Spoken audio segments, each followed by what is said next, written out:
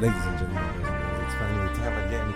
And in front of me, I have Marcelo, the European representative of Braus. He was so gracious to join us today and help me get rid of some of the doubts I have at the life of somebody that actually works with this and is so fascinated with the work that he actually does. And he does it with such a passion and constantly smiling. And in championships, you see him around like going from one place to the other, and man, it's fascinating and it's beautiful. Popping everywhere. Yes, that's exactly it. And thank you very much for coming. Thank you for having me. Man, it's amazing. And I wanted to know, how did you get here? I mean, it's always fascinating to me to hear the people's stories about how they got from, because you are Brazilian. Yep. Yeah, and you started off there, which is the only thing I can assume from this point on. I didn't get all the story because the moment I'm interested in somebody, I try not to ask too many questions so I don't lose that precious interview moment when they first tell the story, you know? And I want to know, man, how did this come to be? Where are you from? All right. So I'm from the extreme south of Brazil, close to the border with Uruguay and Argentina, from a city called Porto Alegre. And if we're gonna go BJJ in a moment, that's the city where Mario Reis has his gym, where Nicolas Meregali comes from. Meregali, if nobody knows, is the guy that gave a finger in the middle of the, rightfully so. Worlds. In the middle of the world. And got DQ'd for that. I come from the city, and I'm a chemical engineer. Wow. Yeah, and I was working already in chemical factories there, and I was trying to get a job. I have Italian citizenship, and I was trying to get a job in Northern Europe. All right. But you always wanted to be a chemical engineer. How the hell did you get to chemical engineer? Wait a minute. My mother is a chemist. Yeah, I burned my eyebrows when I was 7, and I never stopped making bombs. No, it's a joke. It's a joke. Demonetized. Love it. I love when the conversation in the first 5 minutes determines if this is a demonetized we can't send bomb here. We cannot say bomb. We can't say that. It gets demonetized. No, if I publish this, then the police is going to be at our doors like, hey, how is everything going? Yeah. No. Yeah. So my mother is a chemist. I've been always in this area. I was raised inside the lab. Yeah. And that it was kind of like a natural course. And then when I graduated in chemical engineering, I immediately started working in factories. I did that for like 13, 14 years in Brazil. And I was trying to get a job in Northern Europe because once I had the Italian passport, we were kind of like tired of being in Brazil and wanted to try something different. So me and my wife, then we were applying for several jobs, sending CVs. Is she also a chemical engineer? No, she's a psychologist. Oh, wow. Yeah, so we're very different areas. And then I got a job here as a chemical engineer, and then we moved to the Netherlands in 2016. I immediately feel like a chimpanzee sitting here. Like, I immediately feel dumb and monkeyish. I'm sitting in front of a... If you spar with me, you'll see that you were way smarter than me. And that's it. And that maybe, and that's all. Right now, I'm like, oh shit, these guys have that's amazing. That's amazing. Why did it ever occur to you to try Northern Europe above all things? So I cannot explain that. I had an attraction for that. I studied German when I was in university, so I learned German. Cool. And as an engineer, then like a lot of the machinery is German. Good machines are German, Austrian, or Italians. So I already spoke German. And I was looking for something in this area. So in my former company, I was checking for the labels of the chemical products, the pumps, and everything else. I was getting the manufacturers, entering their websites, and sending CVs. Oh, that's awesome. And sometimes, like, if people talk to me about my job, and like, you're very lucky, you got a good job, and you moved to the Netherlands. Yes, I got a job, but it was like 5 years, every week sending CVs and not getting one reply. Oh my God! Not even a no. It was just sending CVs weekly, sending CVs, and not getting even a no for 5 years. So it was not that lucky. I was not that lucky. Guys, remember, luck doesn't exist. No, well, there was a lot of hard work, And it was like a very established routine. Every Friday I would open, I had a list of websites, I have a list of contacts and factories and companies that I was looking for, and I was entering all of them, seeing if they had new vacancies in their websites and sending CVs every Friday for 5 years. That is amazing. Yeah. That is amazing. And that's how I ended up here. That's how, and you 5 years long, you kept that dream alive. Yeah. Oh my God. And it was a little bit of difficult because I started an application for an Australian citizenship. The first idea was to go to Australia. Yeah. Then I think it was 2010 when I got the Italian passport, and then I put that aside. Okay, so like I knew I wanted to come to Europe, so I will put on hold the Australian citizenship process, and I will focus now on getting something to go to Europe. And I had a good job in Brazil, so it was not just like quitting and coming. I want to come already with the job.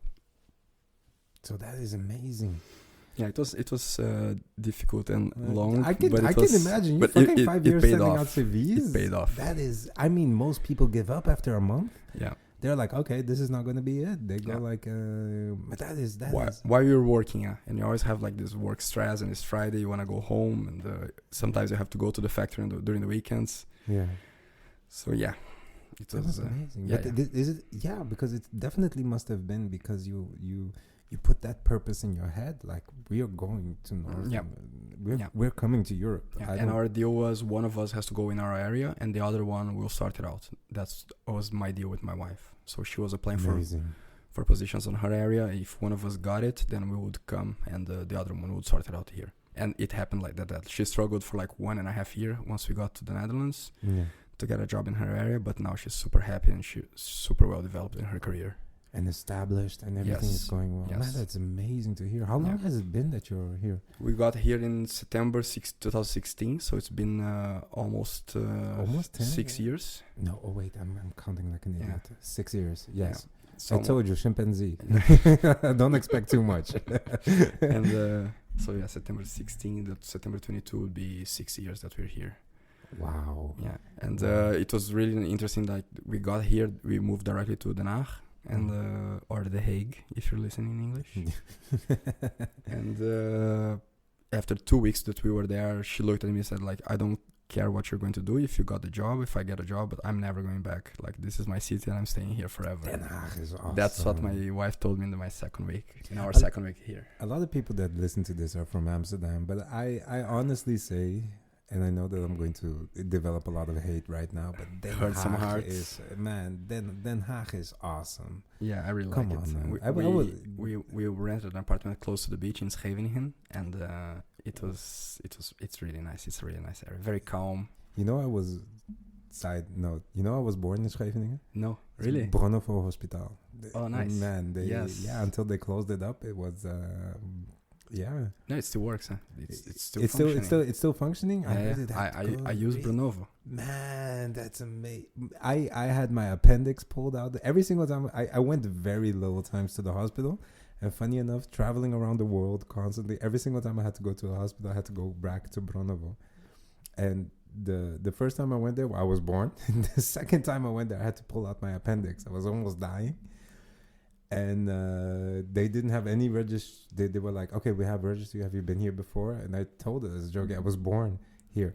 And this woman went in the back and pulled out the oldest birth certificate I've ever saw and was like, yep, you're here. I said, shit, give me a picture of that. I'm dying. No, bring me inside. Do you want to hear a funny story about Brunnovo? Oh. Can we go there? Yeah, we go. All right. So I did a work trip, and I went to a country. I went to Pakistan for a business trip, and I got food poisoning in the last day there. Shit. So my last dinner, I got food poisoning, and I came back, and I was in some serious problems the whole flight, and also when I got back here. The runs, the shits in the flight. That's horrible, man. So the scene is I was sitting in the toilet with a bucket on my lap. Okay, so I was vomiting and with diarrhea at the same time for 5 days. Oh no! And then, but that coming from like you went to Pakistan, you ate local food and you just enjoyed everything. Yes. Okay, on the last day, that's just I had some salad in the last day. That's how I got it. Some raw salad. So don't eat raw salad. Don't eat the raw salad in Pakistan. So the funny story is I got back here and I was like in this miserable condition in my house. And I was like, okay, I'm going to keep drinking Coca-Cola because it's a bomb of sugar and salt so I don't get dehydrated. And I was drinking water, trying to keep my body hydrated. Or I was trying to sort out because I thought it was just food poisoning. Actually, I had a different bacteria. Oh, no. So then like the fourth day when I was like already quite bad, I went to Brnovo hospital. And I got there in the morning. I told the story to the lady where I was, what I have eaten. And I told her, and it's been like 2 days that I'm having water and Coke all the time to keep it hydrated. And then she looks at me and the medic goes, okay, what other drugs are you taking? Like, no. Coca-Cola to stay hydrated. Sugar and salt. Oh, I get it. I'm always doing Coke. I'm doing water and Coke for 2 days, I told her. To stay hydrated. And she's like, what other drugs? Like, no. Coca-Cola. I said, what are you talking about? Are you crazy? She's like, you have no idea what I see here in the hospital. Oh, shit, man. Oh, shit. Yo, those people are heroes. Yeah, but Brnovo is still operating. I still go there. I just did a blood test there like 2-3 weeks ago. They're expanding now. Still running. So you can still go there if you need. I hope I never have to. Because there's... I'll eventually tell the third story, but it's so long. But I let's say it like this to keep the story really short, and I'll tell this story on another day on another podcast. But I went there when I was born. I went there to pull my appendix out, and I went there when I lost a piece of my dick. And that hurts. And I'm not joking. This is a real story. I had to get my dick stitched at there, and that was the fourth time I went. I was out with a girl, and then he got stuck on the zipper, and I lost a piece. And I was rushed to the hospital because there was blood fucking everywhere, and it was the tiniest cut ever. It was the most weirdest experience I ever had. I'll come back to she that. She did leave a mark on you. Yeah? She did leave a mark on you. I'll never forget that girl. Yeah. So yeah, that's so we moved to Scheveningen. We've been living in Den Haag since 2016, and we're super happy there. Especially now when this season starts, the sun and spring and summer. You can just finish work and go to the beach. You still have like 4 or 5 hours of sun to enjoy life at the beach. It's quite nice there. You're a beach person. Yeah, definitely. Definitely. Yeah. You're able to surf there. That's also an amazing thing. It doesn't pay off too much because the water's quite cold and the waves are not that good. Yeah. But yes, it's the option we have here to be in the sea. I surf sometimes there, like winter or summer. I do surf. The good wave season is like from July to September, October. Yeah. So it's when it's getting colder, and but it's okay. Yeah. Awesome. How did you get into contact? This is how you got from where you were all the way here to the Netherlands, where you're happily living, and I think never planning on leaving, or never. Never say never. Huh? We don't know. So far, we don't have any plans to leave. Awesome. But how did you get into contact with Jiu-Jitsu? Was that before? Was it in Brazil actually? Yes. So I watched live UFC, not in the stadium, but I remember I was a kid and I was watching UFC 1 and 2. Yeah. The first ones? Yep. The first ones. I do remember seeing like at home with my father and seeing Royce Gracie entering on that yellowish kimono to fight the guys, and I do remember seeing that. And I tried to go to 2 different BJJ schools when I was in the university, and I kind of didn't like it at that moment, and I really regret that because I was like 18, right? So I would have all the time in the world to learn and to. But I didn't do that. And then I started another martial arts. So I'm a 2nd degree black belt in Shorin Kempo, which is like easily speaking, is like a Japanese Krav Maga. Awesome. So it's like a lot of wrist locks and vital points like eye, throat attacks. Really? Yeah. And then I was studying this. And that was in Brazil? That was in Brazil. Okay. So I started practicing Kempo, I think 2002, and I practiced it for like 15 years. I was teaching already for 3 or 4 years, and I had this plan that once I was teaching and I was like a second or third degree black belt, I would start jiu-jitsu to improve my ground game, since I had some knowledge in striking. All right. Some knowledge. I'm not saying I have knowledge. Okay. And then in this meantime, a jiu-jitsu class started next door where I was teaching Kempo. All Right at the time when my class was finishing. So I was finishing my class, let's say at 9:30, and the jiu-jitsu class was starting at 9 p.m. And then I spoke to the teacher, and I asked if I could start like 20 minutes, half an hour late because I was finishing my class. He said there was no problem, I would just miss the warm-up. So I would finish my class, take the black belt out from my waist, put the white belt, and enter the jiu-jitsu class next door. That is awesome. That's how I started in 2014. It was my teacher is a student of Mario Hayes, and so therefore the school was an alliance. Wow. Yeah. That's an amazing place to start jiu-jitsu, by the way. Yeah. Not a lot of people have an idea what the history is, but so they know that Alliance is one of, like, I'd say one of the major gyms that has like one of the major histories with Fabio Gurgel and Mario Hayes and Jacaré, and Jacaré and everything like that. So guys, do your history on that, please. Please. You're missing out on some marvelous stuff that happened around there. Yeah, there's some really interesting fights of Fabio Gurgel. If you go back and check the Vale Tudos and you did some Vale Tudo shit too, man. You have some really interesting fights. Awesome. But so that's how I started jiu-jitsu in Brazil in 2014. Answering your question now directly without a long story. I love long stories, man. I love getting around. So that was 2014, and I moved to the Netherlands in 2016. So I was already practicing jiu-jitsu for 2 years when I moved here. I got my blue belt, and that's when I moved to the Netherlands. Then I practiced for 1 year and a half here in the Netherlands, and I had like a knee ripping situation. Oh. But didn't tear the ligaments. It was just damaged a little bit. And then I got a little bit frustrated with that, and I paused for 2 years. So I didn't train for 2 years.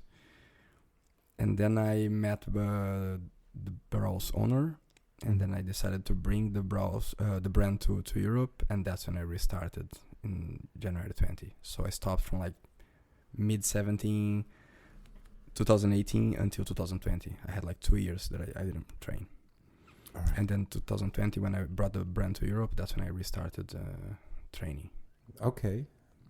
Awesome. And the idea of... Wait a minute. The idea of you coming... I'm going to step back a little bit. Yep. And the idea from you going from like one martial art and then seeing that you could work a little bit on your ground game. And what was the change? Did you ever go back to doing Kempo, or do you miss that, or how do you feel towards that right so now? Kempo has like it's for people that are listening, like it's a big difference. There are 2 types. Okay, there's Kempo and there's Shorinji Kempo. Shorinji Kempo is the Japanese one. That's the one that I was practicing. It's kind of like we talked today about Brazilian Jiu-Jitsu and Japanese Jiu-Jitsu. Yeah. All right, so it's kind of like the similar. It's a similar parallel. Okay. Yeah. So I used to practice the Shorinji Kempo, which is the Japanese one. And there's a lot of philosophy involved in the sense of like it's self-defense. You have to promote other people's health and knowledge, help other people. Oh. The main message is always like half is for your happiness, half is for the happiness of the others. That's awesome. That's one of the sentences that we listen to a lot in a class. And there are some other things. So I do miss a little bit of that part, like it really helps you to be a better human being. And this is constantly being sent by the teachers to the students. And you see the students using that to their lives and to the people around them. And it's too bad it's very unknown, and there's very little people that practice that. I think there's one dojo here in Amsterdam in the whole Netherlands. Oh, wow. Yeah. So I've been here. I visited them when I moved to the Netherlands, I trained like 2 or 3 times with them here in Amsterdam. I didn't have a car at that moment, so it was kind of hard for me to kind of hustle to come here to Amsterdam to train and come back. I didn't do that. And every time I go back to Brazil, I know all the teachers there in my city. My city is kind of like a hub of Campo in Brazil. I think there are like 25 schools in Brazil, like 21 are in my city. For Campo. Yeah, because there was a Japanese colony there. Yes. Close to the city. That's why one guy came from Japan that practiced and took it to South Brazil. And then your to city, Porto Alegre. Yeah. and your city became the hub. Yeah. That's amazing. So but I just practice with them when I go back there. Like they invite me for a barbecue or something, then I go to a training session with them just for the fun of it, and then we do it. But and then the moment I started training jiu-jitsu next door, my thought was, okay, I'm gonna go in there. I'm a 2nd degree black belt, and at least I'm gonna do some wrist locks there and throw some guys on the floor, right? And it didn't happen. And then I was getting massacred by the white belts that had like 3-4 months experience in jiu-jitsu, and I was like a turtle with the belly up, couldn't move. And then I realized, like, well, that makes sense. Like, if you've seen what is the natural selection for UFC, you see kickboxing or Muay Thai and jiu-jitsu. That's what works and people do there. Yes. So that makes sense. It means that I've been training something for 15 years that doesn't work as it should. And that's when I abandoned it. Oh my God! I had I know the feeling. Yeah. I know the feeling because I got to jiu-jitsu with a black belt in Taekwondo, and I was like, this hugging. Yeah, I'll get rid of it. I didn't have too much of a pre-concept like this man hugging or anything like that. I knew it was like it will make you tough. I knew that for sure, and so I didn't have that pre-concept of like it's just 2 men hugging. It's that was not the thing. But I really had the feeling that I would enter that and I would give some trouble to the guys because I was. You had 15 years of experience in the martial in something arts. else, yeah. But it turns out that it doesn't happen like that. No. Once you have your back on the floor, everything changes. It is insane. It's one of the sports that is the most eye-opening to a lot of people. Yeah. Funny thing that you also mentioned, like the UFC 1 and 2. Man, that changed a lot of people's lives. Yeah. UFC 1 and 2 was the thing that my father at that time got the tapes, and we were living in English Guyana, and the only way to watch it was to get the tapes, and then we brought it home. He said, sit down, you're gonna watch this with me right now, because he had watched it before, watched a little bit. He was like, I have to bring this to my son. He sat me down to watch like the bloodiest thing ever. Like people like, man. And after watching the whole UFC 1, he popped in the next tape. I was horrified already. And then he watched 2 and he got so excited and he loved fighting. And I was like, this is going to make, this, I have to do this. This is amazing. After the second round, after the UFC 2, I was like, I can't believe this skinny dude in a gi. Yeah, we had net already in Brazil, cable TV. Yeah. And I do remember, the 3 memories that I have is the logo coming out, the guy holding the world in his back. I remember that part. Oh, yeah. From a memory. And that's those 2 scenes of one guy, I don't remember who was that guy, that like he gets punched and he falls on his knees. And then the other guy comes and kicks him in the mouth and the teeth are flying. Yes. I remember that scene. God, that was so... And that scene of Royce Gracie in close guard grabbing the guy with a ponytail and grabbing and punching the guy, and then the hair comes off the head. Those are the 2 scenes that I remember the most. Oh my God, that kick into the face was the most my insane childhood shit.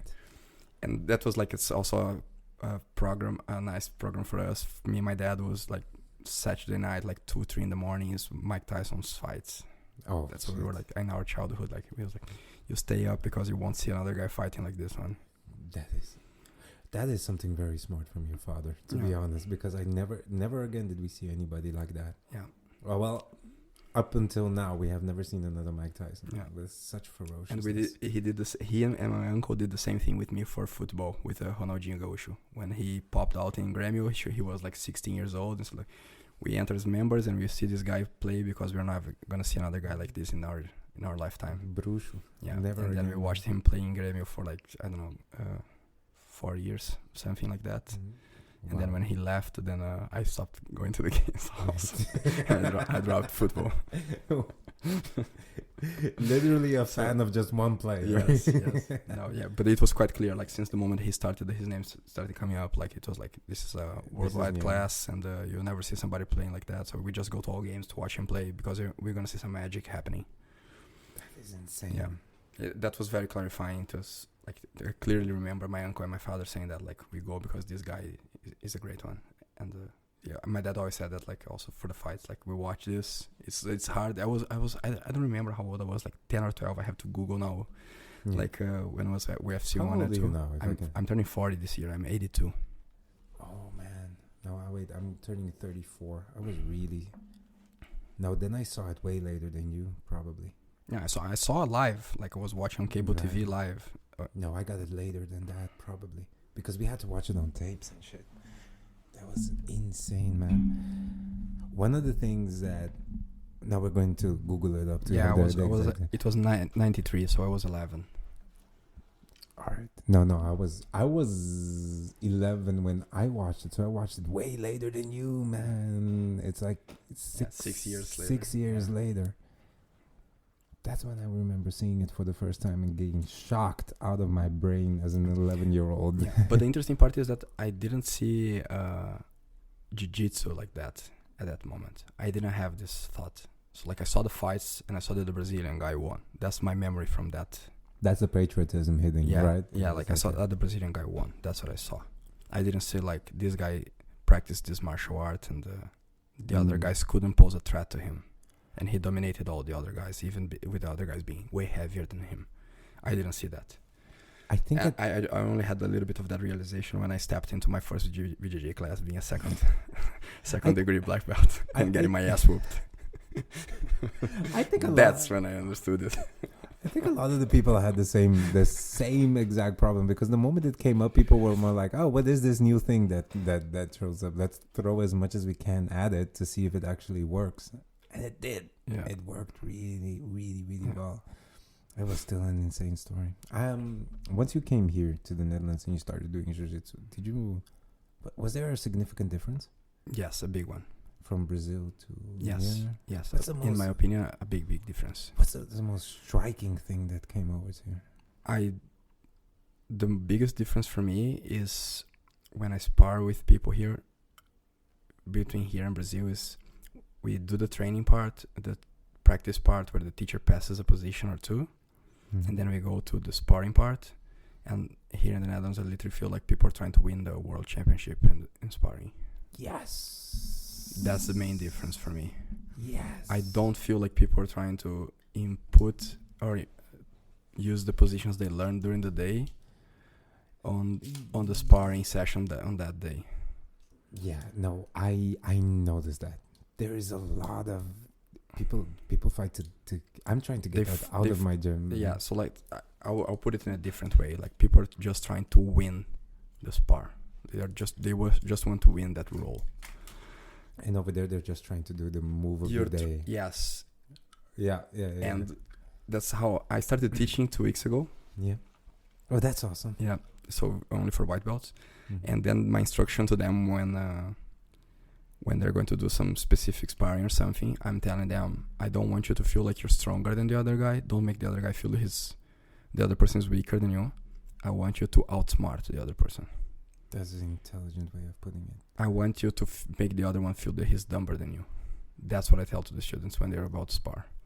Like, I want you to trick them. Pretend you go right and then go left. Or pretend you're going forward and go backwards, etc., etc. And try to use the things we are studying during the day on sparring. If you cannot apply that, you're missing opportunities. You're losing time here. Just winning the sparring doesn't mean anything. Nothing. That's what I've been telling them. And that's the main difference for me. But maybe one of the influences on that was my teacher in Brazil. My teacher used to play a game with us, which was he gives the positions, like 1 or 2 positions during the day, during the practice. And then if you apply those positions on sparring, the other guy has to pay 10 push-ups in the end of sparring. we had acai. If you got the position on somebody on that day, you got acai. Yeah, nice. Yeah, our teacher made the other guy pay 10 push-ups. So it means you stop, you have 1 minute rest, but you have to pay 10 or 20 push-ups. There goes half your minute. Yes, or even more. Yes, and then you go there. So it's always like this. Like I'm trying to trick, and I'm on purpose trying to do it just to see you pay push-ups. Pay push-ups before your next round. And I don't want you to do the positions on me because I don't want to. I don't want to do push-ups. Push-ups, and you're super alert then, because you know what the position was taught during the day, so you know the setup for the position. So you're super aware. You're not letting the other guy do the setup. And if they get to do it, that's when you feel like, yes, fuck. Yeah, he outsmarted me. Now I have to pay. Shit. So there's a lot of brain usage during sparring. That is definitely something that has to be put in more, I feel. Yeah. So that's my main feeling. That was my main difference sometimes. And I see some guys that are really good. Like I train with some guys here that are really good, and they keep getting me all the time. But they have like literally 2 tools in their toolbox. Like they do always the same 2 things, and they're so good and so specialized in those 2 things that they do it so well that I cannot prevent them to do it. But I know exactly what they're going to do. And yeah. And the problem with that, in my opinion, is like if you go to a bigger competition like the Euros or the Worlds, you're gonna find someone in the bracket that will neutralize that game. And then if you only have those 2, then you're in trouble. That's true. And I don't see these guys trying to learn new tools and trying to apply them on sparring, because they're just trying to win the sparring, so they keep using the tools that they know it works. And that is such a shame, because then it comes down to whether you want to win because you. All right, but I'll keep that kind of. This is the moment that if we go into this, we're going to go deep into it, and then I'll get lost for a while, and that's. But it's not everyone, right? It's just a general feeling. It is. It's a general feeling. It's not everyone. And I also feel like one of the main differences is gi is not as popular. No, people don't like it. Well, where this is actually the colder country, so wearing more should be actually more okay. I think because Porto Alegre is hot as fuck as well, Yeah, it's cold in the winter and hot in the summer. Man, it's the worst of both worlds. It's 0 degrees in the winter, and we don't have double glazing or central heating there, so it's way colder than here. Yeah. And it's 35, 40 on summer. And how do I say abafado in English? I have no idea how to say that. Let's say it's super humid and it feels like you're drowning in air. Yes. The moment you open the gates open up at the airport. The hell gates. The hell gates open up at the airport, and you step outside, you're hit in the face with the humidity, the heat. Yeah. It's pressure. It's pressure from the beginning to the end. Yeah. You feel it, man. Yeah. How did you mentioned a little bit earlier that you stopped jiu-jitsu because you got the injury for a little while, and I get that understanding. And I wanted to ask about, and right after that you went back because you met the owner of Braus. Yeah. And here comes the second segment of what I actually wanted to know a little bit more, because you came here to work for as an engineer with chemistry and the whole and that was the whole plan. Was it any moment the part of your plan to be doing Braus? Not Braus specifically, but to start having companies. Because my contract when I came here, it's a 7-year contract. So I knew that since day one, that in October 23, my contract is finished.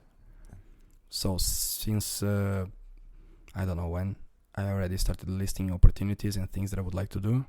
Yeah. And possibilities, import-export possibilities. So I've looked into acai. Yeah. I have some contacts of some guys in Pará, North Brazil. And I was studying possibilities to bring frozen acai or dehydrated acai. And also Argentinian meat. That is also... Oh my God, those are amazing ideas. Yeah. Yeah. Man. Also to bring Dutch cheese to Brazil. So the other way around. That is... I don't know if Brazilians eat that much cheese. Yeah, we have some. I used to buy some Dutch cheese in Porto Alegre. Yeah. A cheese called... It has an Italian name, but it's a Dutch cheese called Prima Donna. It's quite good. Yeah? Yeah, it's one of these like salty parmesans. It's quite good. Because the only cheese I know in Brazil, or ever got to know in Brazil, because of price, it was Queijo Minas. Yeah. Yeah, that's it. It's like Yeah. really, really, really fresh white cheese. That's what you have to imagine to yourself. So I was always studying possibilities and opportunities of businesses. So I speculated with acai, with the possibility of bringing and importing acai to Europe. Argentinian meat also. I have some contacts there because we are close to Uruguay and Argentina in my city. And also to bring cheese to Brazil. But in the end, this was like, I started checking it and it didn't happen. There was a company that opened, they were doing like protein drinks in South Netherlands. I'm sorry, I don't know if it's Limburg or what is the region. The city is called Uden. And I went there to speak to them. Yeah. And New Zealand? Could be.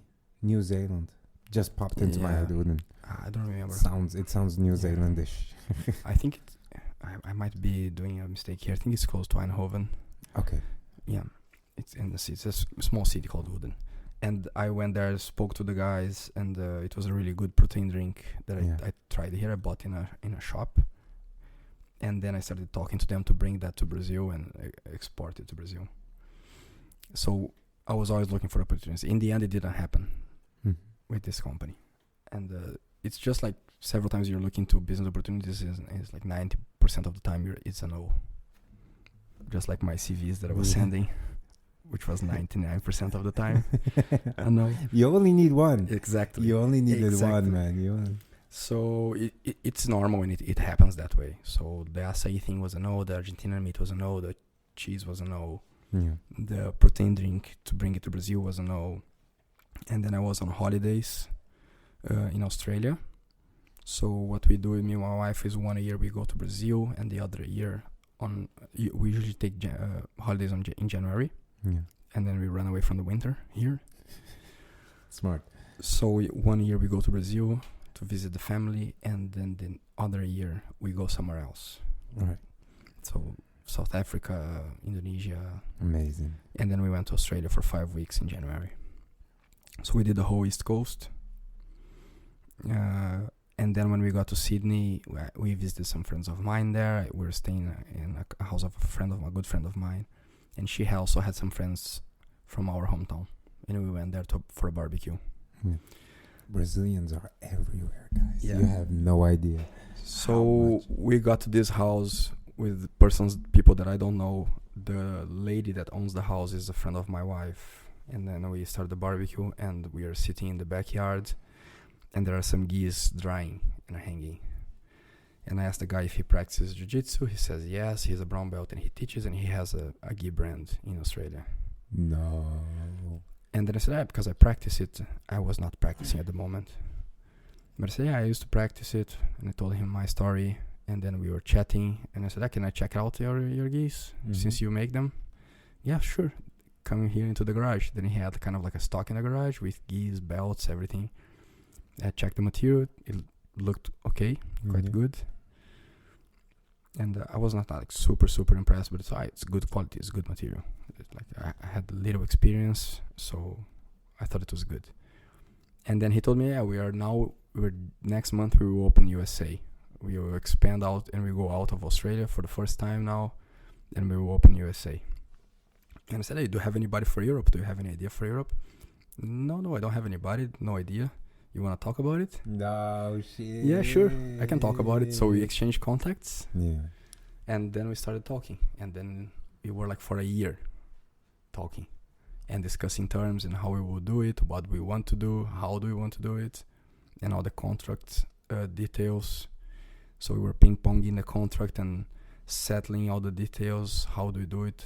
And because there are several modalities, right, that can happen in a brand distribution. I can pay royalties and manufacture here, or I can just buy from the factory there and import here. Is he investing? Is the stock here? He has ownership on that stock or not? So there are several details and modalities that are possible. So many ways to do it. Yeah. So we settled all that. What were the regions and everything? And so I was there in January 19, and we signed the contract in like November 19. Wow. And then I have the distribution of Braus for the whole European community, Iceland and Turkey and UK now, because UK Brexited. We So still consider you guys from the yes. UK. Don't worry, we'll never never abandon you. We'll not abandon you. Yeah, so I have 30 countries. That's the contract. And then we launched the brand in Europe in 2020, in the Europeans 2020, January 20. And February 20, everything shut down for Corona.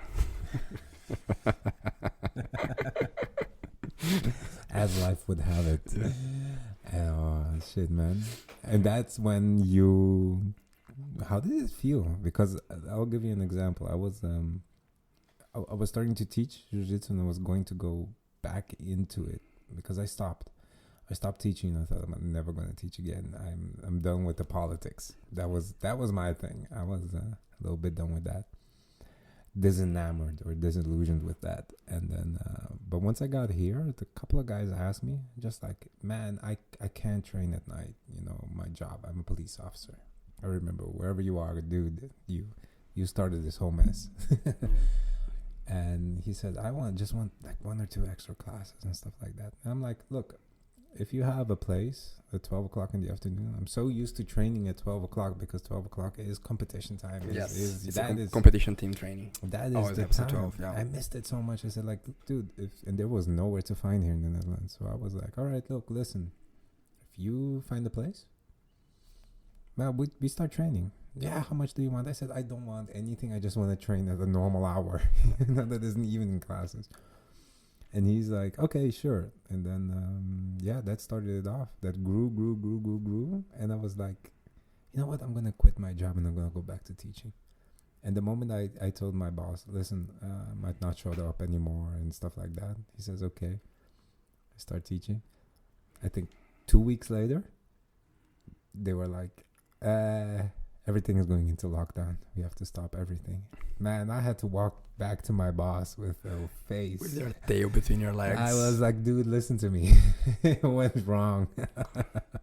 I was kidding. I'm sorry. I was drunk. How did it go for you? So it was uncertain, you know, like in the sense of we launched the brand in the Euros. We established contact with a lot of teachers there. I was talking to a lot of people. It's a lot of work and a lot of talking when you have like big competitions and events, because I'm, as you said in the beginning, you were joking about it, I'm literally walking in every mat, watching fights, trying to look for talents and seeing people and talking to teachers to know people. That's the main objective, you know. It's not only about selling. And I see it, man. You were it's about all over the competition. It's to talk to people and help people. And like that kid, you remember the last competition that we were together? The kid was asking us to coach. Yeah. And suddenly I dropped the shop. I leave the shop alone.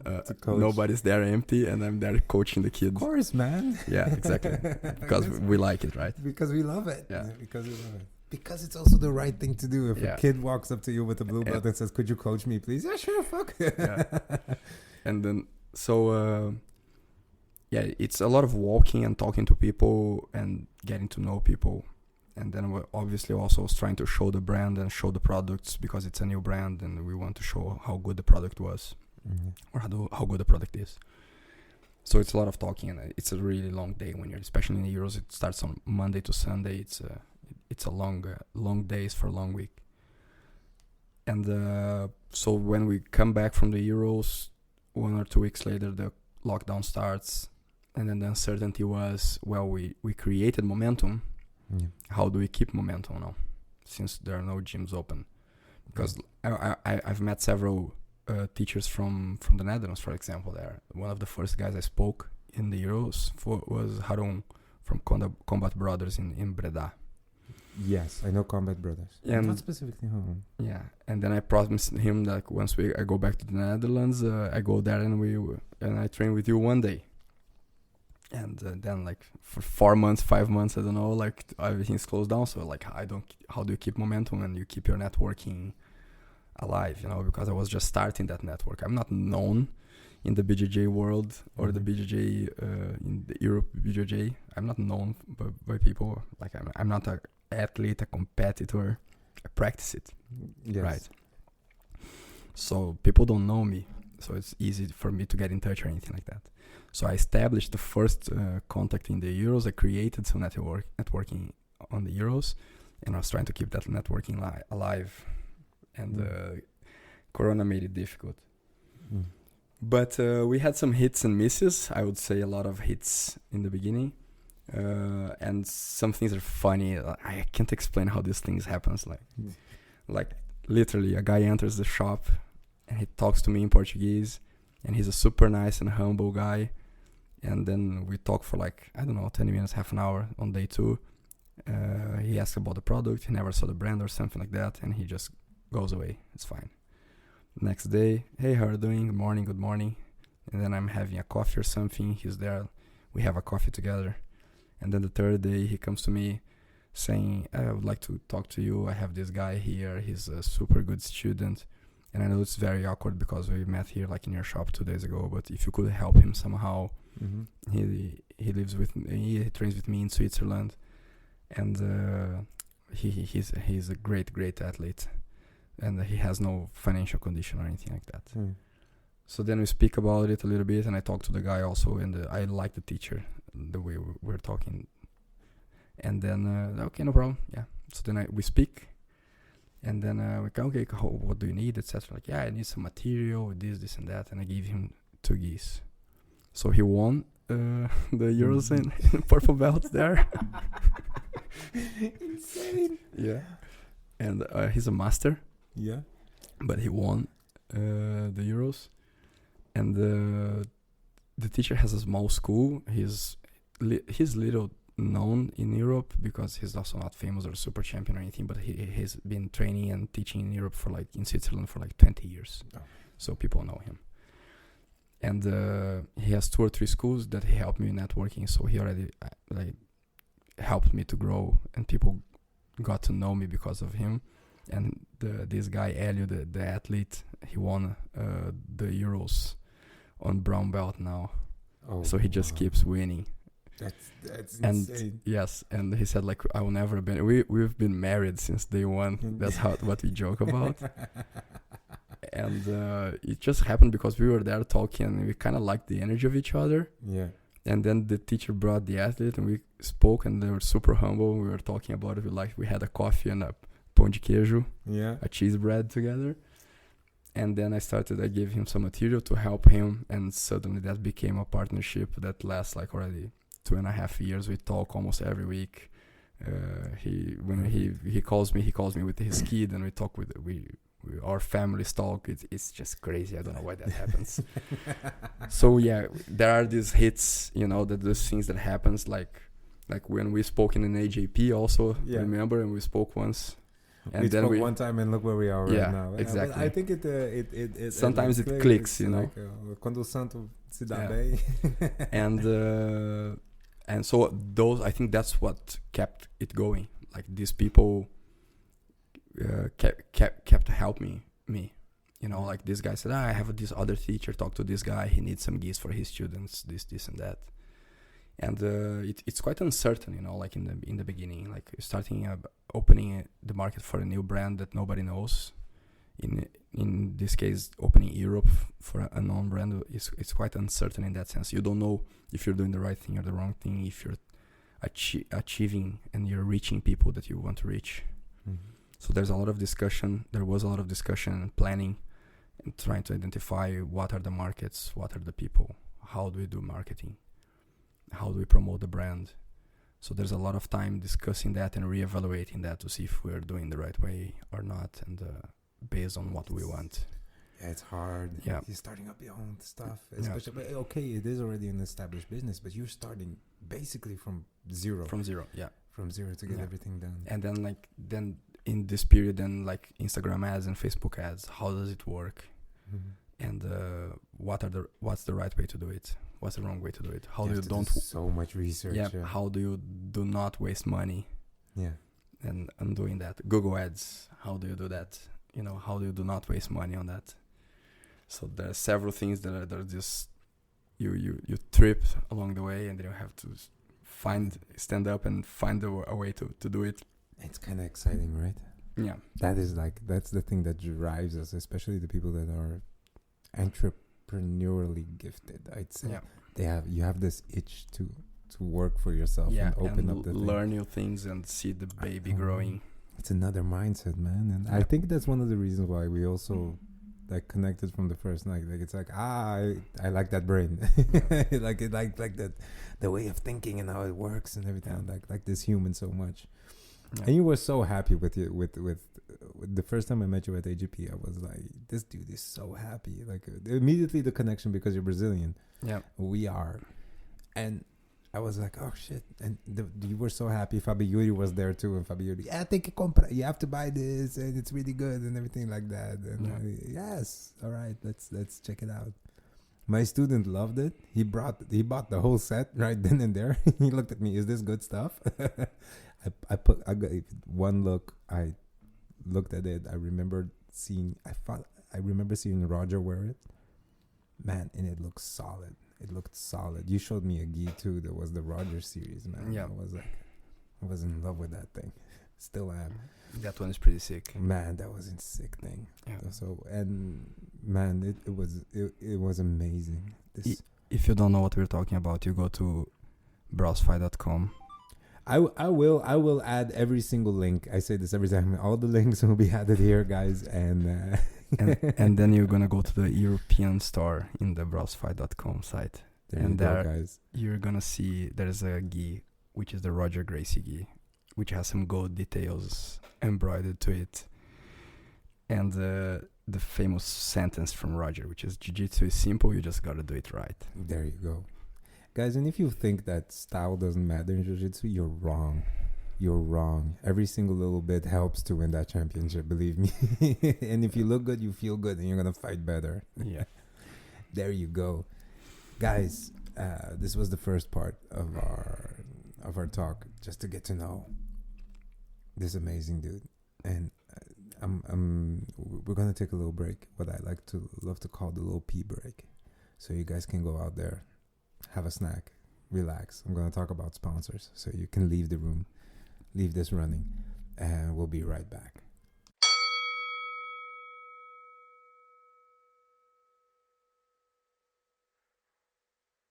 Ladies and gentlemen, welcome to the intermezzo of this episode. I explained the last time what an intermezzo was, so if you don't know what it is by now, I strongly suggest you popping out Google and typing in intermezzo with 2 Z's, a Y, and 2 question marks.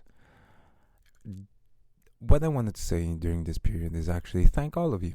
Thank each and every single one of you who are listening, and I love all of you. And it really makes it worth it that I see people sharing and enjoying these episodes and actually learning something.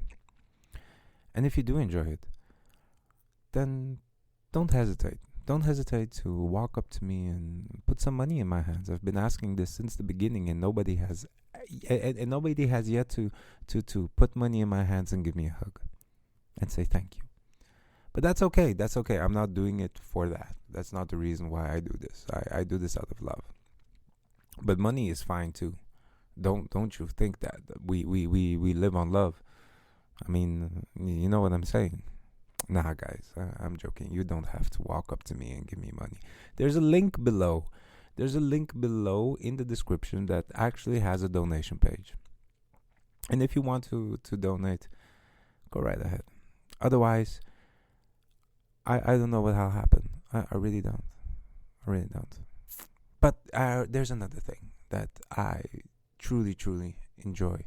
Is that if you share this with somebody, share this knowledge that you get today with somebody, and share the love as well. I can say that sharing with somebody about and making the community around you better, that's also a lot of payment to my heart.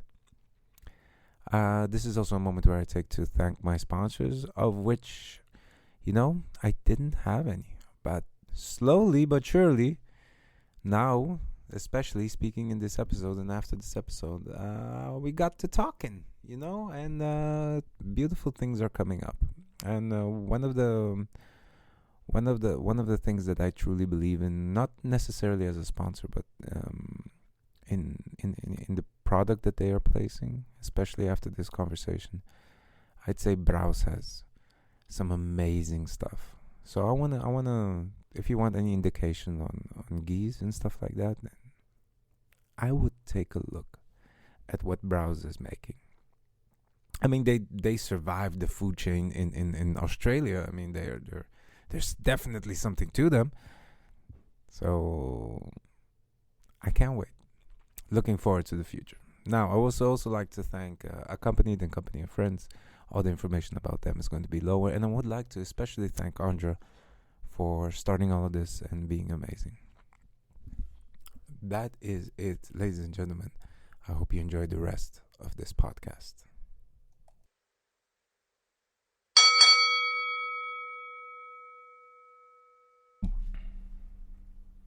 Yeah, a gente tá. We are back right now. I had to switch back to English, man. Portuguese, English the whole time. Man. Do you have a problem with that? With the switching back and forth? Does it get to you sometimes? And I don't, because at work I have also some Brazilian friends, so I'm used to switch languages all the time. I also speak Spanish, and I speak with other people Spanish the whole time. So I'm used to switch languages. The problem I'm facing right now is that I'm not using Portuguese that much. So when I'm talking in Portuguese, sometimes I'm missing vocabulary, that I'm using English words while I'm talking in Portuguese. That's the current problem. That's and it looks posh, right, and arrogant. It's awkward. Yeah, but to me it was at a certain point terrifying, because I noticed that I was losing Portuguese, and my Portuguese was changing into something like exactly what you said. It sounds posh and arrogant, but I was losing that a little bit. Which we'll get back to this, because this is one of the questions that I always try to ask, which is like the identity that you yourself have, because who we think we are usually comes from where we came from and how we grew up and everything like that, and how we see things, you know. And then that's why also the question at that point, or in the first section, which was, what are the differences that you see, you know, especially in jiu-jitsu, with what are the differences that you see here? Are you still you? Do you still feel yourself, like working all these things? Is it still, especially if you lose your language, the food changes completely, because you're living now in a completely different place with like other foods. Although I just heard you are quite fond of the barbecue. So for you guys listening, Julio criticized me because I said barbecue 6 times during the first something part. like that. You like 6-7 times in the first yeah, and I said, well, that was not enough then. We need to talk more about it. Since I barbecue 3 times a week, we need to talk more about barbecue. I come from a meat producing area, so we barbecue at least 3 times a week. Guys, you have to understand, the south of Brazil is like the place. It's the place for barbecue. It's like Texas, for those that are wondering. We have the cowboys there, and we have more cows than people there. Thank God. Yes. Thank God. Guys, the meat over there is insane. You go there, everything is meat. Meat and chimarrão. Yeah. You. Yes, I do drink mate. Mate. Yes, I do drink mate. Oh my God. But I drink it in the morning. I'm quite sensitive to caffeine, so if I drink it in the evening, I don't sleep. So I drink it in the morning. Is it that strong, man? So as a chemical engineer, I can tell you, I made an extraction to test it. And, oh no. Yes. And I extracted the caffeine from mate, and happens that gram per gram, mate has 6 times more caffeine than coffee. That's insane. No. Yes. At least the coffee that I tried, I extracted. So I extracted from pure leaf mate and from coffee, and I got 6 times more caffeine in the mate tea. All right, which comes to my next question. What else have you extracted from shit to know? Which was what are the other shits you have been extracting? No, nothing much. Nothing much. That was an experiment, a practical experiment, a legal experiment. A legal one. Yes. Man, mate, I had a fondness for the cold version. Is that mate? No, that's called tereré. That's tereré, right? Yeah. Man. That's from another region. That's from another region. Yeah, we don't drink tereré there in the south. That's really? That's more like Paraguay, and you find some people in Paraná then, that's 3 states up, that drink tereré. It's starting to get warmer, then they drink cold tea. I tried to do the chimarrão thing. I got hooked a little bit for a while, because now that I know that it's 6 times more caffeine, it explains why I had that and why I had fucking headaches and heart palpitations. And then I switched over to lemon and man. That was my life for a while. Yeah, I typically like mate or chimarrão is the same thing. People drink it like to share, and we are talking here. Like end of the day, you meet with your neighbor and you sit together to chat a little bit about the day, and then you have mate together. Yes. Like in the Middle East, people do that with shisha, right? So it's the same thing. And it's about like sharing and talking together. I do the selfish version of mate. So I have my mug and I only drink it alone. I don't want people drinking it with me because I'm quite moody in the morning. So I like silence and to stay quiet in the morning. So I just do my mate and I sit in a corner with my computer to work or to read the news, and I have my mate and I don't want people talking to me. So I do the selfish version of it. And since I drink it alone, I drink the whole 1 liter of water, 1 bottle. Oh, wow. When I'm done, I have like sweaty hands and I'm shaking. And then you just said I'm quite sensitive to caffeine. Yeah, shit. Yes. You drink a fucking 1 liter thing. Yeah. That's insane. But it's very good for you, though. Yes, it keeps me going the whole day. Man, it's really good stuff. And very rarely I have coffee. When I have it, I have like 1 espresso after lunch, and that's it. I don't have coffee during the whole day. I kind of have to change my habits. I drink about 5 coffees, like 6 on a good day, and just two. I don't know. I had it from since childhood, I think. One of the questions, if we're going back, the mate stuff is amazing. But okay, well, since we're there, how much of your actual things that you used to do in Brazil have you tried to keep? How much of what is actually like culture, let's say, like that, were you able to keep once you came When here? I moved here? What was the most shocking thing?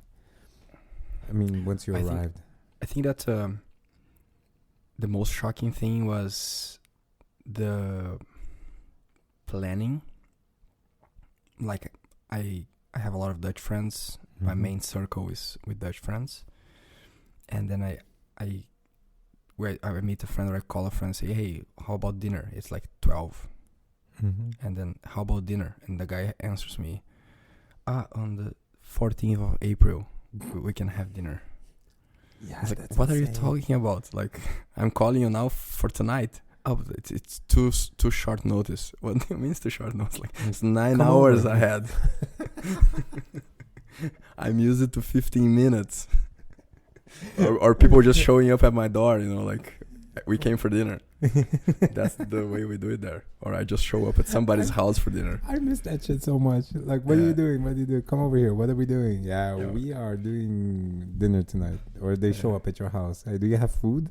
Yeah, exactly. And then suddenly when you see it's a Tuesday night and you have 15 people in your house because one starts calling the other and then this one calls the other and the other and the other. And you see there's 15 people there and it's 1 a.m. from a Tuesday night. Yes. And then everybody's like, are we going out? Yeah.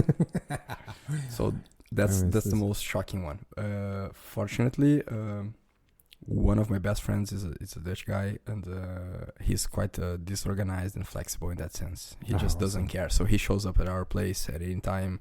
We call him like in 10-15 minutes, let's meet in this restaurant to have dinner.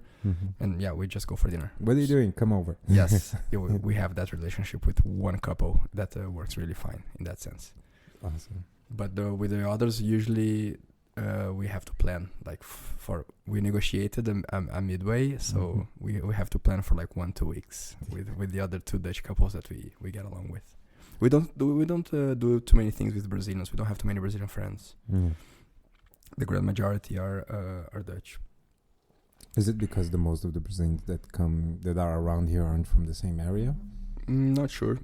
Not sure. Just I have a couple Brazilians that I work with, and we meet sometimes, but it's not like regularly. My routine is basically full. Like when I'm not at work, I'm in a gym. Right. Yeah. It's, either I'm fighting or I'm doing some strength and conditioning or working out.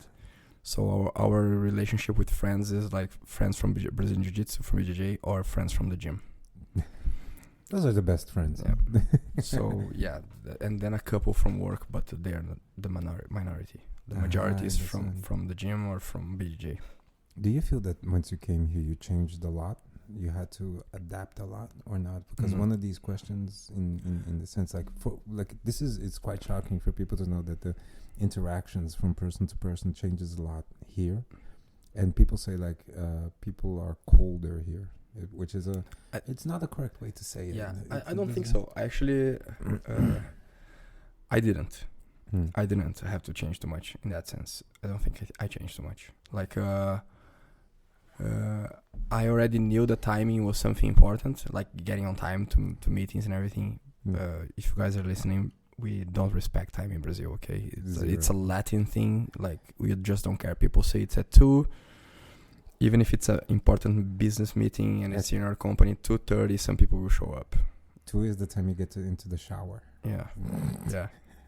And if it's a social event, even less, you know? Like if we say we're going to have a barbecue or something or whatever, at dinner, or we're going to meet in a bar at 7 p.m., it's a reference. Like even if I'm the guest and I'm the main guest and I'm inviting people to go to a bar, I really don't mind. If I get there at 7 and people start showing up at 8, I don't mind. It's just the way it is. And then some people will come at 8, some people come at 8:30, 10, whatever. I get so much shit from all my students. Yeah. They're like, dude, like you're late for everything. I said, you guys don't understand. It's the world around me. It's not me. It is the world around me. It's not me. Shit happens. Yeah. Shit happens. You guys have to be more flexible. So, like, I was working in a German company when I was in Brazil. I was working in multinationals. So timing was already something that getting on time to things was something that was already... I was aware of that and it was important. Like, other cultures are different than ours. Mm-hmm. And that explains a lot of things also. Mm-hmm. how the countries run and work and operate. So I was aware of that, and I knew that I had to be on time for things, and in my work also that is super important. The way I develop this, I always try to get on time to things, and if I cannot get on time, I let people know like beforehand, just like it was like we agreed here. Let's say at 7, 10 to 7, I saw that I was gonna be 5 minutes late, so 10 to 7, I let you know that I'm going to be 5 minutes I was late. amazed. I was like, oh my God, he let me know. Yeah. That's a good thing. Yeah. It's like, we always make fun of it, but it's a good thing, man. Yeah. So I already heard that people think that Brazilians think that people here are colder. Yeah. I don't think that. Like, I see people being very, very emotional. It's just different. You know? It's organized emotion. Yeah, no, but it's like there is some really stubbornness sometimes, you know, like some people, they say they want to do something one way, then you explain to them that this is not the best or the smartest way to do it, and they just want to do it because they want to do it. Yeah. And so being stubborn for me is also being emotional, you know. That's my point. I get it. It's just a little bit different. Like, maybe people are not so open in the beginning. Mm-hmm. Like, we are always receiving people with a smile and typical Latin, right? And try to make people feel comfortable and welcome in your house, and that is a little bit different. Like, the culture here is a little bit more closed, and they wait for you to know you first. Yes, it takes a little bit more time before you become friends. Yeah, let's say like that. They have to. They have a period of. They have the interview period. Yeah, probation period. The probation period. And then once you're in, you're in. Yeah. That's the true thing. They're just more careful. Yeah. That's one of the things. And I think that they're more introvert than we are. You know, typically you see that people stay more time at home and with closed curtains. You know, they just stay home more than we do. And definitely. Yeah. I couldn't spend a second at home. It's the weirdest thing. Yeah. Yeah. I've noticed here that I've been also, and this is one of the questions I have. I've noticed myself change from what I considered myself to be to what I'm slowly am becoming here in the Netherlands. So you kind of, I don't know if it's a question of the adaptation to the country in itself, but maybe the question is because I've traveled a lot. Mm-hmm. It's always been a question of like, who am I in this country? Or who am I considered to be myself in this country? Because I traveled so much, then it comes like, are you Brazilian or are you Dutch? Because I'm both. Yeah. Actually, I was born here, raised over there, raised everywhere. And do you feel that? Do you feel that little bit of change coming? Yeah, I think so. Good or bad? I think it's good. Good. I like it. Yeah. Like I travel a lot also. Mm-hmm. Like for my work as an engineer doing audits, I average like 15, 17 countries a year. Yeah. Different countries.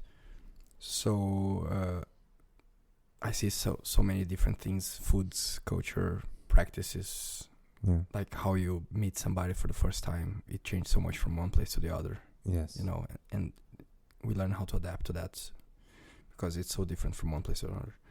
So I kind of like that, you know. I think that Makes you a little bit more thoughtful also. I think that respectful for sure, Yeah. you know, like to give you your space, so you have your culture and your way to be, and I have to learn from you how you operate Mm-hmm.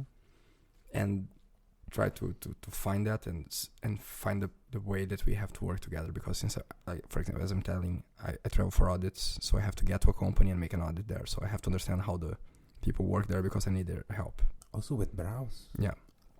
Although you're still working within the same community of kind of like-minded people. Yeah, but still, I have a Finnish guy that I sponsor, a Spanish one, or a Portuguese, or a Brazilian that lives in Europe, etc. Mm-hmm. So there's It's people all with different ways mindsets, to yeah, hold and them up. different backgrounds. So yeah, I think it's really good. I like it. I like to Do you like the change going on around there? Yes. I found it in the beginning to be scary Yeah. because it was how do I say this? It's like where will this end, or what are my viewpoints that I'm still going to hold on to at the end of this whole thing? You know, after a couple of I years. see. Like, am I still gonna be that Brazilian? Or I think that my main concern is that for myself, I think it's more coming with age than the culture. Could You know, be that. I am getting grumpier, Yeah. And you my don't take shit anymore. That's the difference. yes, that's what I was going to say. Like my tolerance gets smaller. You know, like I just don't take shit. Like when I don't appreciate something, I will try to find a polite way to tell you, but I will for sure say that I don't appreciate it. Oh, and that's an important thing. Yeah, I think we also learned that with age. Yeah, and I think that the age thing, that what it really teaches you is time is precious, and you don't want to waste time. If you're not appreciating something, you start getting the feeling that you're losing your time there, and you don't want to lose time. Oh, that's amazing. I think that's the thing that happens. Like sometimes that's literally what I think, and I've had that even in BJJ classes. Like have a class and it's like I cannot do this anymore. I'm wasting my time here. Yeah? Yeah. What made you change your mind? Yeah, of course, meeting with the Braus people and everything like that. But did you ever have what was the moment that actually... There's two moments I want to talk about. The first moment was when you came into the BJJ community and you were like, okay, I'm going to try this out. Mm-hmm.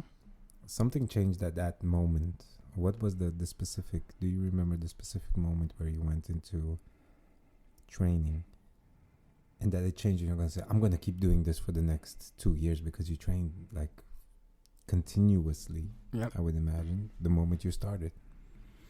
Yes. So I had a tough phase as a blue belt.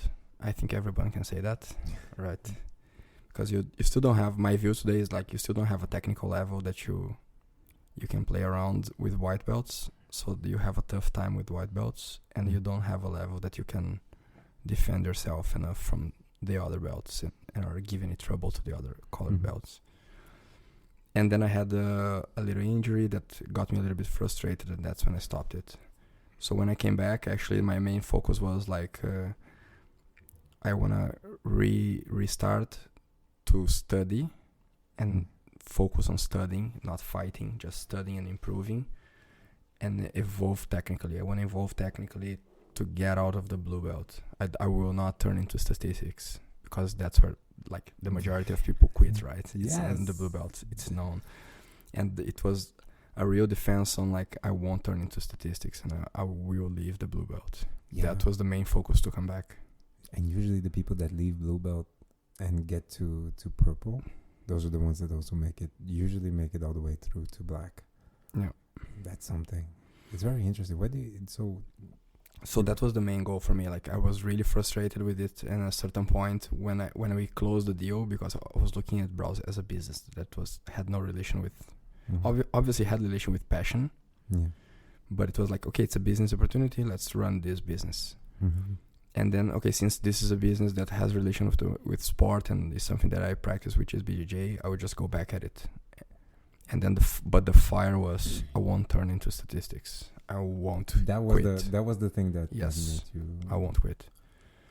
All right, and beautiful. Now you're in purple, right? Yes, for 6 months I'm a purple belt. Ooh.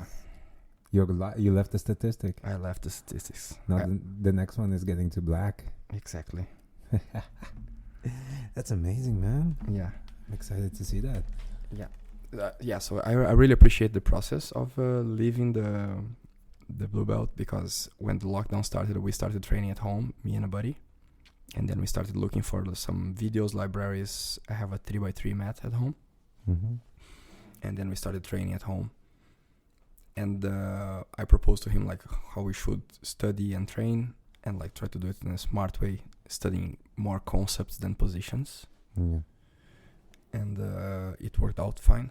And when we came back, when the schools reopened, that's when we met. Yes. No, we went a little bit Because that was it was the first competition. That's true. After lockdown. Yeah, and that was the first freedom we had, and then it got closed up And then again. it closed again. Yes, Exactly. in that period of time, this was the first time we met. Yeah. So when the gyms reopened and we came back to the gyms, I was beating every one of all the other blue belts that I always had a tough fight with. So it was even, and then I was beating them. And then my thought was, I think they're out of shape because maybe they were not training and we were training at home. So let's give it a month to see. Once they get back in shape, it will be harder on me. Yeah. And it wasn't. It wasn't. You made the Yeah. So it was nice to see that way. Like we learned some concepts. I learned some concepts, and they're still valid. And I still fight with these guys today. So it's been more than a year now, and I see them doing some things, and I question myself during sparring, like, why are you doing that? Like, that doesn't make any sense. Because people are just going fighting, and not studying concepts. And I think the future of this whole thing, it always has been. It always has been the idea of a concept and not specifically one technique. The technique suits you as a person, but not the whole philosophy behind what you're trying to accomplish, right? I remember also being stuck. I was so happy when I left blue belt. Blue belt was the most shit belt I was in because it was competition is grueling. There's so many of them, and people it was rough. Yeah, it was rough. And on the mats, if as a blue belt, man, you were. And there's always in every dojo there are 2 or 3 blue belt slayers. You always have these 2 or 3 white belts. There are the blue belt slayers. Oh my God, I tried to stay away from them as much as possible. Yeah, God, I remember. It is like bad. White belts coming up, and I'm like, nope, you're not. No, it stops here. You will not pass. And that's the moment. Also, I think the thing was the moment I was in the blue belt, I was used as practice dummy by the higher belts constantly, which I'm very thankful for now because that actually made me better. But it was I remember at blue belt that I was like lost still, and that's something very interesting that you were saying, that what changed you from the next level was actually getting into the concept of things. Yes. Because I did not know which technique I should use. I did not know what I should do. I got stuck in every position. You plateau. And that moment I displateaued, or the moment that my teacher started explaining the idea of, funny enough, concept as well, like what you have to do is this, however you get there, like consider all these things. That's when I went from that's when I got purple. Yeah. When I got purple, I was like... And then life is way easier at purple, right? Wow, it's so much happier, more beautiful. Most beautiful color there is. Sunny days here already at purple. Like, it still rains sometimes when I get a brown belt or a black belt, but I can defend myself a little bit better. But when I want to go there and spar with the white belts, I have enough level to play with them and have fun. Yes. I don't get massacred with white belts. And everything that I'm studying, when I want to test, I go to the white belts. And that's what I've been saying also in class. Mm-hmm. The importance of having the white belts there. Because every time that I'm studying a new technique, that's where I go to put it in practice and learn. how to do it. I use white belts as well. Yeah. That's the best. And then I can try out several things to see if it works in a certain situation or if it doesn't work, and how is the best way to do it and how to work. And I can repeat it like 3-4 times because I have time to think about it with the white belts. And after that, I try to bring it to the blue belts to use with them. Awesome. So you started teaching recently? Yeah, like 2-3 weeks ago. All right. And what do you consider to be one of the most important things you want to pass on? So the purpose I started teaching was like kind of like a selfish purpose. All of us. Yeah, for 2 reasons. One reason was I wanted to have like at least 2 sessions a week of drilling. Yeah. Myself. And I know that if I'm going to teach, because I was teaching the other martial art before, I know I have to study all the details because I want to explain it as the best way possible. And I have to have like 2-3 different ways to explain you something. Yes. If you don't understand the first way. And by studying those 2-3 different ways and all the details, I learn more and I improve myself. And that's when you started to That's why I wanted to teach. Because I knew that if I start teaching, I will force myself to study more. That's amazing. No. That's amazing. And you put yourself in a situation where it's necessary for you to reach that exact level to be. Yeah. That's amazing. That was the mindset behind it. I also put, funny enough, that's a very effective way to do it. Yeah.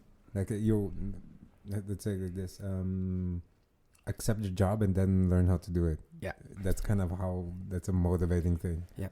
So then the way we've been training, and I've been teaching these 4-6 classes that we had so far, where the warm-up is all done with drilling. Mm-hmm. So it's basically 20 leg drags, 20 Toriando passes. The horrible class, the good ones, but the horrible classes, that stuff. And then duck under passes, and then I do shin traps, and then I start connecting movements like a leg drag with a Miragaya. Mm-hmm. Miragaya is a movement, if you're listening, don't know, there's a Brazilian guy called Renato Miragaya. And when you recover guard, you can pass to the other side by hugging the leg. So I had no idea. Now I know. Yeah. Yeah. So like I do a leg drag. Let's say I grab your left leg and do a leg drag. Yes. And you recover with the right leg. Right? Yes. When the leg is coming, I hug the leg and I pass to the other side. Oh. During the flight. I did not know that it had a name. Yeah, it's called Miragaya. Renato Miragaya is the guy that created that. Really? Yeah. Learned something new today. Amazing. I learned many new things today. Yeah. So yeah, we do Miragayas, we do shin traps, and then shin trap connected with leg drag. So we start connecting passes, right? And then when I'm studying with them now, I'm studying concepts. So first thing that we are discussing is distances, and then from the passing perspective. So far distance, how do you pass from far distance? Using these techniques that I just said, mainly leg drags and Toriando. Middle distance, when you have like this reverse de la riva position or a knee cut position, if you're talking about the passing perspective, and all the techniques that you can use there to pass, like a leg weave, like a long step or a back step, a knee cut or knee slice, and how you connect those, and also then from close distance and like half guard, and what are the techniques you can use there on half guard, which is more than pressure passing and smash passing. And when you're in the far distance, the first one is more like speed passing, right? You're super free and agile, so it's more speed passing. And then what I talk about a lot, or I'm trying to, is something that I've put together. I didn't create it for sure, but the way I see it is I talk about constellations of techniques. And when I say a constellation of techniques, you understand it's something that you can connect and keep going from like 1 to 2 to 3, 3 to 1, 3 to 2, and you can go back and forth. Something that everyone that practices jiu-jitsu knows is armbar, triangle, and omoplata. Okay, so this is, for example, a constellation of technique. I just call it constellation. And my point is, you can connect them and go back and forth into these techniques forever, right? That the techniques flow back into each other. Yes, and why can you do that? Because of the distance. All right. So the basis of the constellation is if they are within the same distance, you can be migrating from one technique to the other forever. If they are in the same distance. Yes. All right. So basically, you can keep chaining attacks of armbar, omoplata, and triangles if you stay with your hips on my shoulders. If your hips are on my shoulders, yes, you can connect it forever. That's true. So if you're losing one technique, all you have to do is just keep your hips on my shoulders and connect to the next one. Just don't let your hips get out of there. That's awesome. And then the passing is the same thing. That's how I see it right now. So if I'm in a mid distance passing, let's say like I have a knee cut position or you have a reverse de la Rive on me, I can keep connecting knee cuts, long steps, leg weaves, long steps, knee cuts, and I can go from one to the other and can keep connecting these pass attacks all the time if I keep the same distance until I can escalate and go for the next distance. And then I just have to close the mid distance drawer, stop with those techniques, and then use the techniques for close distance, like half guard, for example. That's awesome. So that's why I call them constellations. That's how so that's the concepts that I've been trying to teach. That is an amazing concept to bring forward. I kind of like wrote it down, like I didn't create any of this stuff. I just reorganized it a little bit. The way to. But it's an amazing way to organize it because that is eventually how people will absorb it. Yeah. If they can, how can I say this? If they can connect it to something that they do understand or have more connection with, it gets easier. Which is one of the things that I do. I'm always searching for is like how to pass on the information in the best way possible, especially with something that. I geek out a little bit. I'm a little bit nerdy in that sense, probably because of my engineering background. Yeah. So I need structure and I need things to make sense. Like if you just want to teach me something for teaching, I don't get it. I don't absorb it. I need to know the principle and why, the reasoning behind it, the background story. And what is the connection between that and the rest. So when I hear that, then I have interest and then it starts making sense to me. That is also one of the funny because that's one of the ways that my teachers used to teach that I didn't which was the opposite, which was the way that I did not like to see it. I'm like, why do I do this? And he would turn to me because I said so. Yeah, like there's no, just like this. Why do you use this in this case to pass a guard? Because it works. And I'm like, okay, there's no. But there wasn't any why, which was actually a really good thing, which made me more curious to why something would be. Yeah. Does the constellation idea come from the whole chemistry setup? How something is? Like if something came into my mind now, how the structure is of something, of a chemical compound. Is that the same way that you would draw it? I don't know where it came from. I just call it a constellation because we always warmed up with the omoplata triangle omoplata armbar. That's right. A classic. Everybody does that to warm up.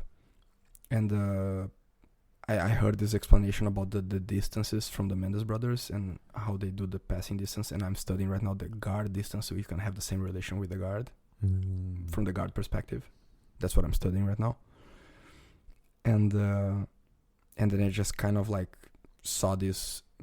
I can explain in a different way also, which is like using a drawer. Right, like so I can be like in a far distance passing, and I open the drawer with those techniques like Dragon Toriando, and I just use those ones. And then if I pass there and I get to an E cut or an E slice position, I close that drawer and I open a new drawer and I pull those papers out, now those techniques out, and I can keep using those cards all the time when I'm in that distance. Once I move from there to half guard, I have to close that drawer and open a new one, which is the close distance, and I have to use those cards now. And the mistakes happen when you use a wrong technique because it's a technique from a different distance. And it's a technique from a different drawer. Yeah. And then when you make that mistake, that's when the other guy capitalizes on you. He makes you retreat, or when the other guy makes a mistake and then you can advance forward.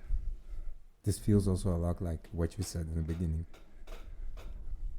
I started doing this because I wanted to drill more. So it feels like you're like setting up a way to teach also yourself, which at the end of the day is what we're all doing. Yeah.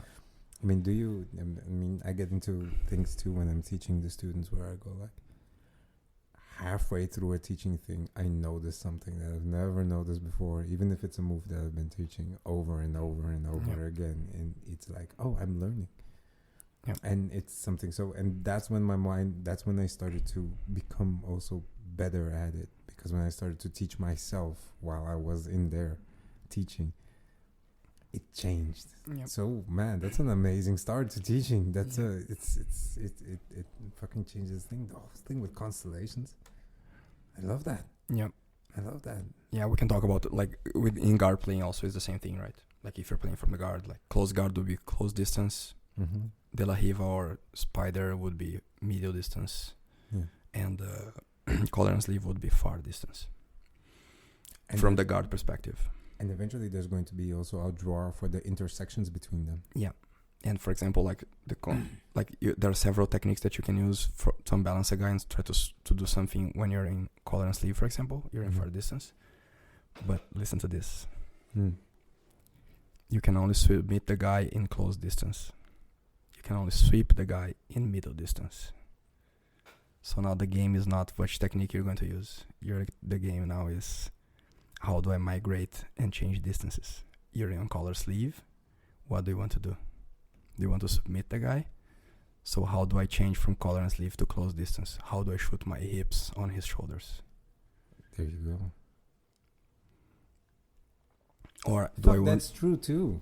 Or do I want to sweep the guy? I'm in collar sleeve and I want to sweep the guy. Yeah. You can sweep only from middle distance. So how do I migrate and change from collar and sleeve to a De La Riva or Spider lasso? I have to do that transition to make the sweep. Possible. So I'm not. You can't sweep the guy. Like, yeah, there are very rare situations where you can sweep the guy from a collar and sleeve directly. But the point now is, once you're aware of the distance, I just have to change from here to this distance, and then I have a sweep. Or from this distance to this one, to close distance, then I have a submission. And the big mistake that people do is, for example, that I do also, is try to shoot a submission from far distance. So like I have a collar and sleeve and I'm trying to shoot an arm bar or trying to shoot a triangle from there. Mm-hmm. And then the hips are detached from the shoulders. So you don't get the submission, you lose the submission, the other guy ends up passing. But if I just focus on the distance, I shoot because I want to get the close distance. I want to have my legs wrapped around your shoulders. And then after that, I start setting up the attacks. I'm already in that distance.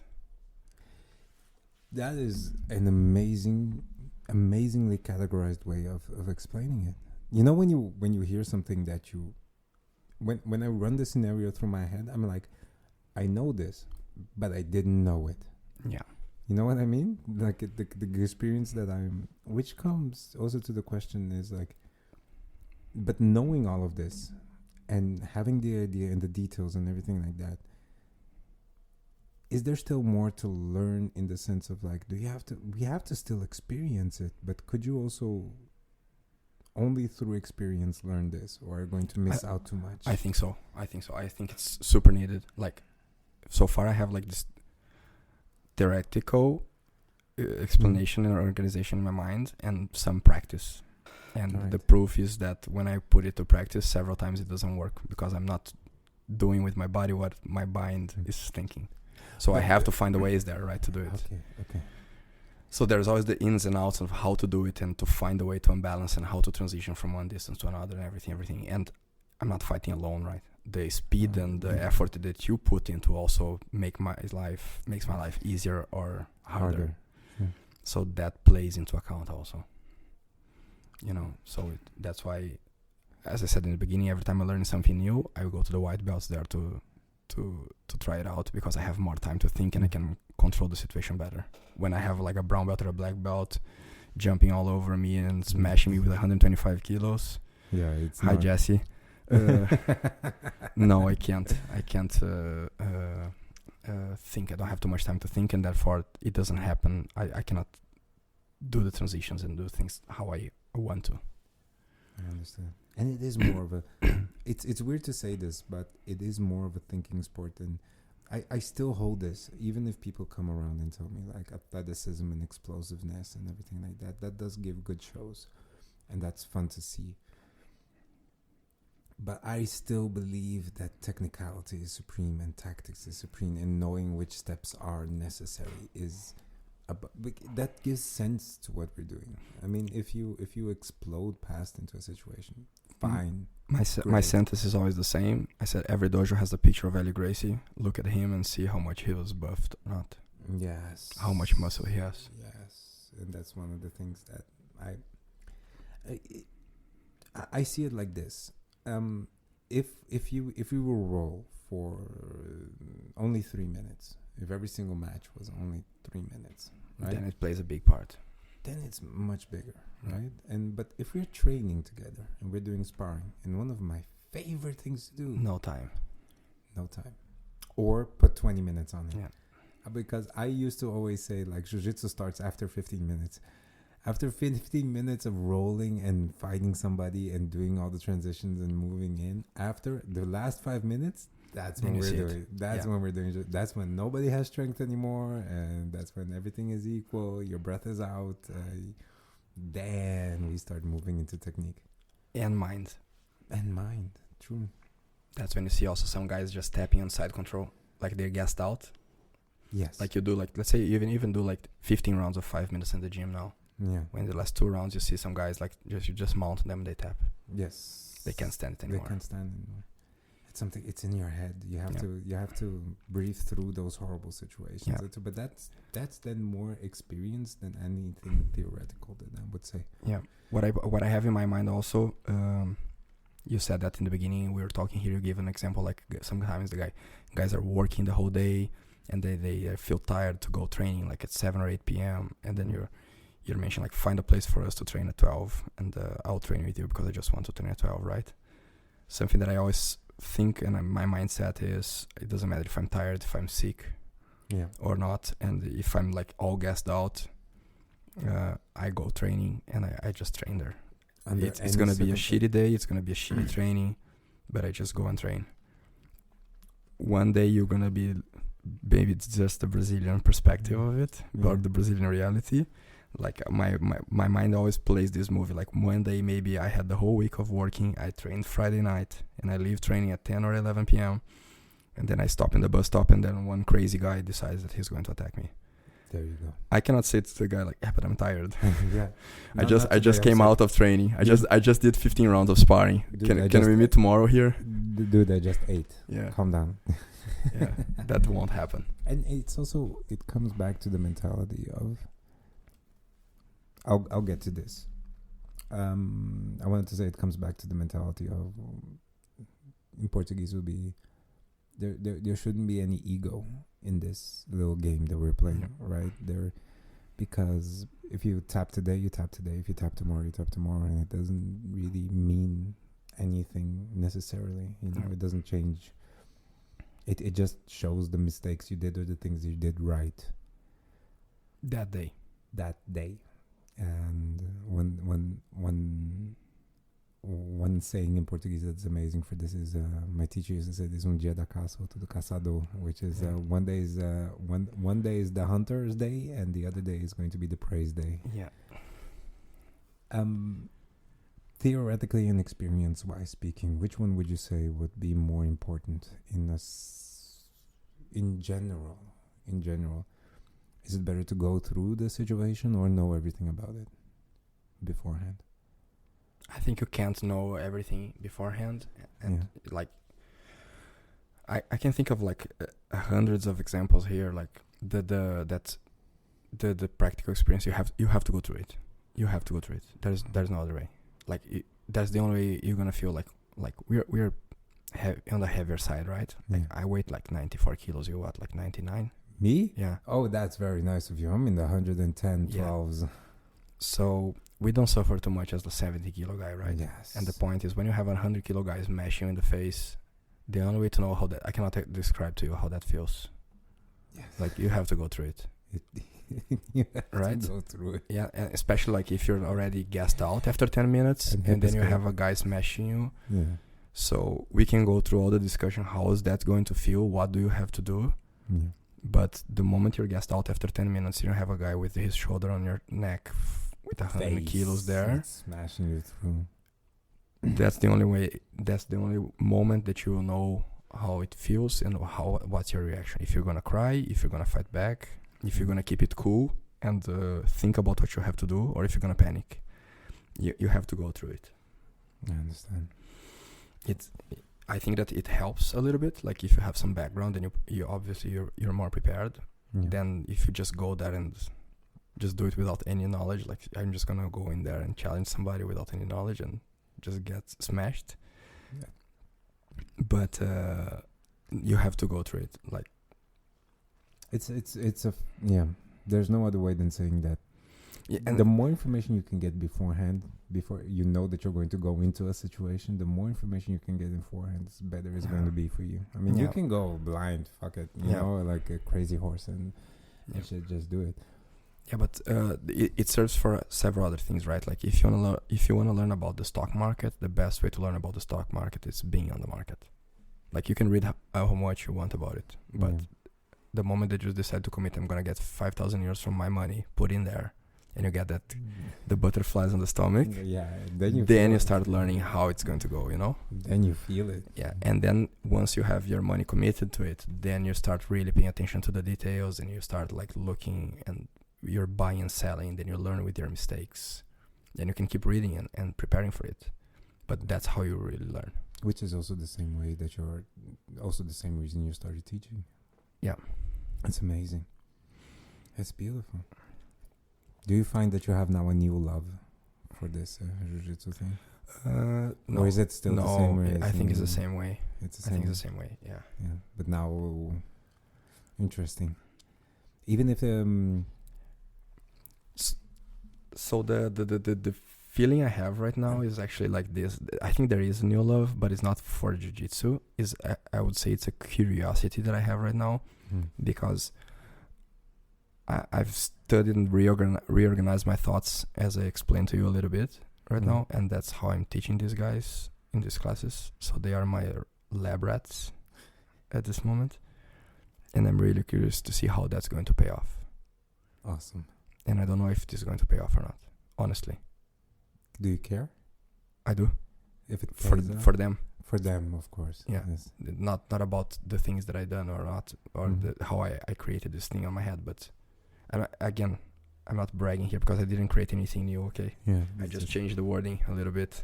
I altered the paragraphs a little. Which, to my sense, is still a creation because it's a way of teaching, and in the way of teaching, it's completely new. I mean, you organized it in a way that makes it sensible to yourself, which is the most important thing, because if the teacher understands what he's doing for us all, then the students get the best out of it. Yeah. Hopefully. And then I'm studying that way and I'm training that way also. Yeah. And then I'm trying to see if that's going to work on sparring and with my development and my journey in jiu-jitsu. That's what I'm also curious about, because I'm trying to study the way that I'm teaching, and I want to see how that's going to develop. I'm still getting beaten a lot, so it's not working that fine at the moment. I have some sad days. Yes, I have a lot of sad days. I don't know if it's just me. I can get some consolation here, but more often I go home thinking it was a bad day. This is not for me. Then it was a great day. Oh shit! I have bad months where I go home and I turn you know when it's a really bad day, when you drive home in silence, no music, no nothing. Alone. You're just contemplating. What the fuck? So remember when we met during the trainings in the warehouse? Yeah. So we had this can we talk? We can talk about that, right? Absolutely. Yeah. Most of the people here have been illegally, let's say like this, legally working on their health in the meantime. Yes. During the Corona period. So we set up a mat, and then we were training in a warehouse during the lockdown because we wanted to keep training. Okay, and then it's just like 20 rounds of sparring. It was just free sparring. Yeah. And where I was training, as I said after the first lockdown, we studied, and I was beating some of the blue belts and giving some trouble to the purple belts. Yeah. And then the lockdown started again, and we went to this warehouse to train. And we were just going there and getting beaten, badly saying, getting raped for 20 rounds.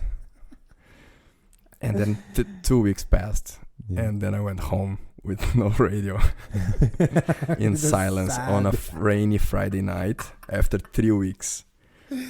Depressed. I shit you not. And I was driving home. It was a 20-minute drive, and I was literally saying out loud in the car, like, this is not for me. I'm 40 years old. why am I doing this to myself? Who I have to prove shit to? Yeah, why am I doing this to myself? I go there 3 times a week. I just get beaten and over and over and over. This is not working. I forgot everything that I was teaching. I was learning, and I don't know what I'm doing here. Like, this can't go on like that. I have to do something about it. Yeah, and then I realized, I went home, and then Saturday I put some thought into it, and that's when I realized that actually the level there at the warehouse was way, way higher. Yes. Than where I was training, because we had people from everywhere. We had lots of black belts and brown belts from everywhere. And that's when I got motivated again. So that erased my bad feelings after those 3 weeks that I went home crying. That's when I realized the level was way higher. That's why I'm in the bottom of the food chain. Yeah. That will make me better. And it's liberating. Yeah, it's liberating. That got me more energy and more motivation to go back there. It's a good feeling, man. Then I started risking more and trying to do more things, because I know I'm gonna get beaten anyway. So I'm going to try some things and study and use those things here. If anybody out there is going through the same situation, yes, they're going home in silence. You're not alone. You're not alone. And let me tell you something very important. You're on the right path. That's how you're supposed to feel for a while. Don't stay stuck there for too long. If you're stuck there for too long, like, there's a lot of changes you have to do. But the moment you got in those positions, you know that something is required to change. Nobody likes to be there, right? And get beat every single time. You want to make a difference. Yeah. You want to get better. And that's the motivating thing, man. Yeah. That's the thing that gets us out of our comfort zone. That's the thing that makes us move forward. I already got 2 feedbacks into. I'm just gonna go in a different route here. I promise it's fast. Mm-hmm. No, I won't. Promise. But I already got 2 feedbacks into different situations. Where one of them, I was in a meeting, in a business meeting, and we were discussing some big numbers. Mm-hmm. Okay, in this meeting, and the budget that we were discussing for a problem with the client was in the order of like 5-6 millions. Mm-hmm. All right, and we had a big problem, and we were discussing what to do and what not to do, and it was a very warm discussion. And I was keeping it cool, and I was really trying to see the logics of it, and I was mapping everything that I could on the board during the meeting. And 2 guys were really freaking out and screaming, and I was really literally keeping it cool, but I was trying to stand my ground because I had data with me. And I was saying to the guys, like, stop shouting, let's discuss the data, because we need to find a solution, because we have a 5 million decision to do. That's one example. Mm-hmm. And the other example is, there's a guy that works with me right now, and every time I'm in my computer, he comes from the back and he tries to to choke me from the back, or to like slap me in my back or something, to see if I flinch or I get scared. And I never get scared. Like, he just like, how come you never flinch? How come that happens? And the question from the meeting was, how come you have these 2 guys, like, one is the CEO and one is the director, shouting and freaking out, and you can just keep it cool, and you're so focused on the data and everything? And my answer to both situations is, I enter a mat every day with a guy trying to rip my arm out or take my neck out of my body. So this is way easier. You guys can't do shit to me. This is way easier. And that's true. Yeah. That's one of the most important things that I think that people can take with them. If you're not doing jiu-jitsu and you're listening to this guy, just give it a try. Yeah. There's nothing harder, in my opinion, to do. It's definitely something insane. It's scary, because you probably have these guys too walking around in the gym. The ones where you can train easy with, you know, you can flow and you can do whatever you want. And you have those tense people. And you have those tense people that, you know, if they get something, you tap before it's completely stretched out. You tap the moment you have it. You're like, and those tense people, when you fight them, you yourself switch the mindset so that you can. And those, although I don't know if it's a good thing necessarily, but I like training with these guys that put me on edge.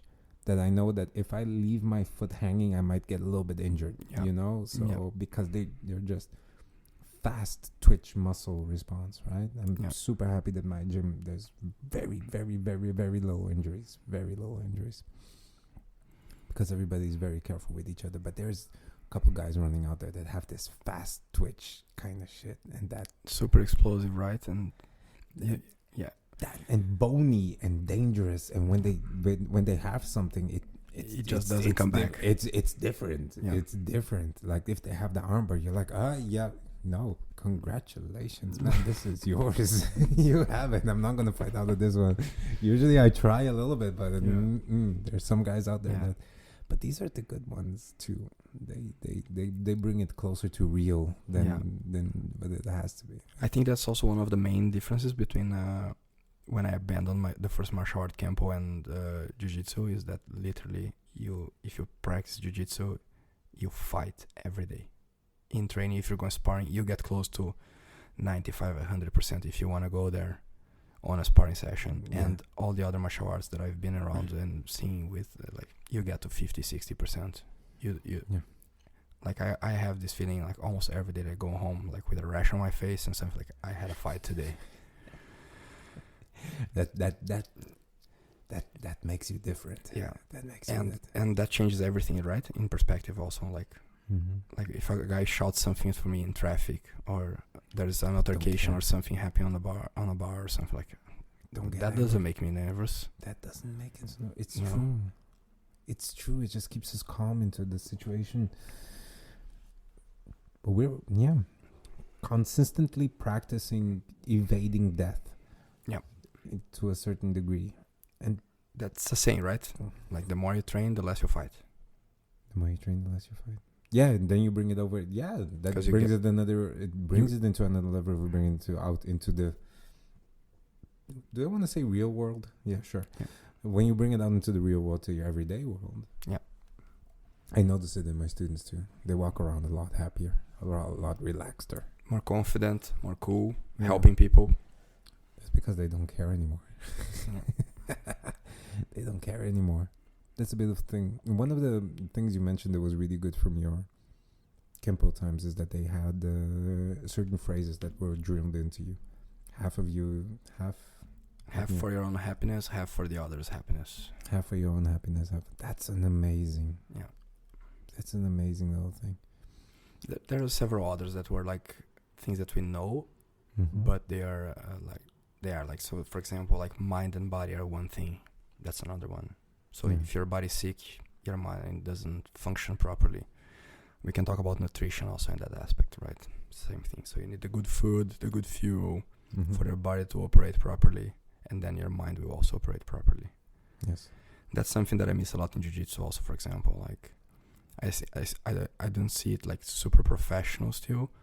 We talk about training. We see people talking about training. I don't see people talking about nutrition and recovery, which are two big things about not only about training.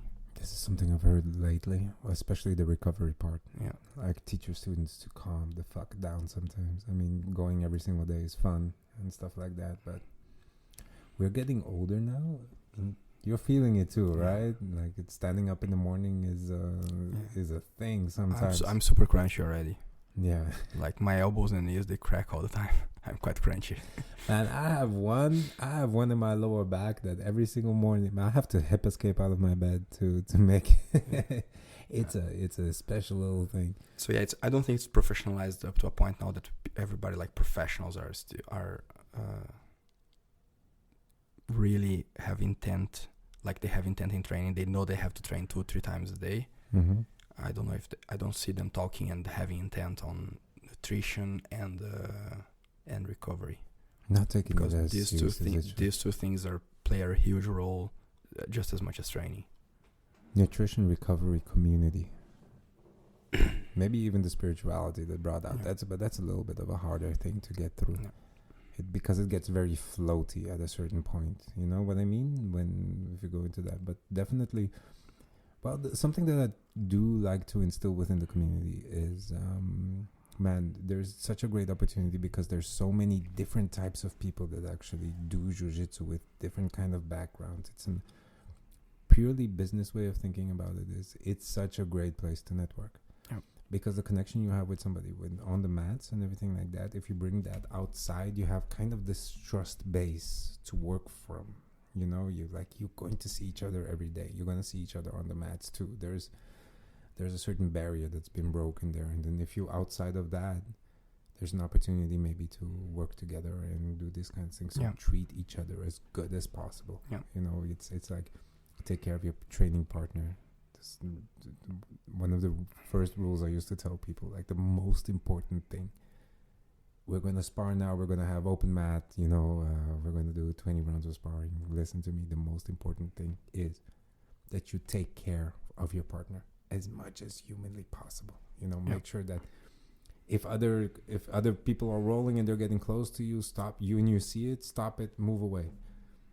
Right? I don't even care about the whole belt thing at this point. You know, you see somebody like really into it over there, awesome. You pull your partner out of it. You know, make sure your partner is doing good, because actually what you're saying is that you're creating a safe environment, and that's the most important thing. That is it. That's what you're saying. Safe environment for them physically, mentally. Yeah, for everyone. You know, because you know, if you're like how important is the tapping and to trust. Like how much do I trust you when I tap? Like if you don't stop, yes, it's gone. Have you ever gone through that thought in your head? No. You ever thought by yourself, well, fuck, I can tap right now, but what if I couldn't? That is a scary little thing to think about. Every single time I'm in a choke, I'm so happy that people stop if you tap, because that's death right there. Yeah, and it's insane. Sometimes I joke with that. Huh? Sometimes I joke with that. Like when the guy taps, somebody taps, I say, I obviously I release, and I say, you just died. Or the other way around also, like, I just died. I just died. I die a lot. I'm going to say that to the next few people that train with me. The moment I get something, it's like, hey, you're dead. I die a lot. Die every single day. And let me just think, because the other sentence, just coming back to your comment there, was that love and fight. I think because I have to translate it, but I think love and strength or love and fight have to be together. Because if it's just like love alone, it's pure romance, and then it's not effective in terms of helping other people, that everything else in the outside world. And strength alone or fight alone is pure violence. Yes. So you need both. You need them together. Just like mind and body are together, love and fight are together. You need them together, otherwise it's just violence. Or just romance. And those was one of the sayings as well. I miss that. There's a kind of a traditional aspect that used to be, because these guys were literally like cleaning the neighborhood. They were meeting 6-7 p.m. every night and going out cleaning the neighborhood from mafia. That is amazing. Yeah, in this neighborhoods in Japan. That is so cool. Yeah, but that is actually the true importance, I think, or the deeper lying importance of the should I say ultimate goal? Maybe that's actually the ultimate goal of a martial arts gym, if you have it. You know, it's and that's something that I miss, that we're supposed to be working all of this towards something, and that towards something is not necessarily a championship, which is very important to a lot of guys out there. But really, the most important and most essential part is still growing the community in the best way possible, so that everybody around you has a better life. That's what you're trying to do. You know, trying to get everybody into a better life. Agreed. Let me ask you something also, that when you got into the switching over now, when you got into those, when you're bringing it to everyday life and everything like that, with the company you have right now, I already asked you if you were envisioning this to happen to you, or you were planning on this to happen. Did you ever plan on this, looking what it looks like right now? And what do you see where it's going through? What do you want to see grow out of what you're doing with Braus? Let me be as specific as possible. Where do you want to see Braus go to? And what are the plans to that? Because I think it's amazing how you plan everything in a sense. So I have a big plan. It's on my wall in my office. Like just, you probably know this, like in Portuguese word, jogo de war. Yeah. Like in English it's called Risk, the game. Yeah. So I literally have like a whole thing there happening on a map. What do I want with Braus to happen? Not only in Europe, because I also talk with headquarters weekly, and we discuss several things for other regions in the world. the way I envision it, and I'm talking about myself here in Europe, is that we really have we want to be the biggest brand in Europe. That's as simple as that. I want to be the biggest brand in Europe. Right. And that would allow and enable other things to happen. And these things are super, super important for me and for us Braus. Okay, we've had this match in the beginning with the owner. I had this match with the owner, and we talk about it because we have this several other things. Like we have social projects in Australia. We have other social projects in our factory in Pakistan. We have social projects in Brazil. We built like 2 schools with fun. We funded 2 schools for people. We send geese there to Pará. There's one with kids that have like special necessities in Australia. So like kids with Down syndrome, with brain paralysis, and they're fighting and training and exercising. Yeah. So coming back to the main point is like we want to be the biggest brand in Europe, but what is the advantage of that is that enables other things, like having social projects, like having we have a partnership now with Charity Water. We're drilling wells for people that have no access to water, to drinkable water. So we are already drilling, if I'm not mistaken, 2 wells in Nepal right now that we are paying for that. And like if you buy it in the worldwide site, you can 1% of the income goes for Charity Water, and you can donate more in our website, as an example. Yes. In Australia, I think we are giving 3% to Charity Water. Yeah.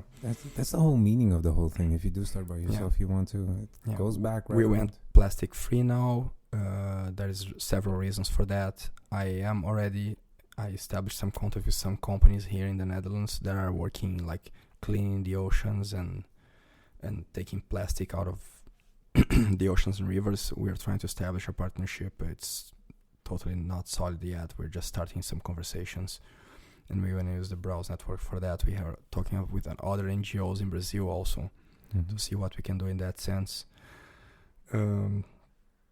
Cicero Costa, for those who don't know, is a teacher that is very well known in Brazil. He has a huge social project in Brazil.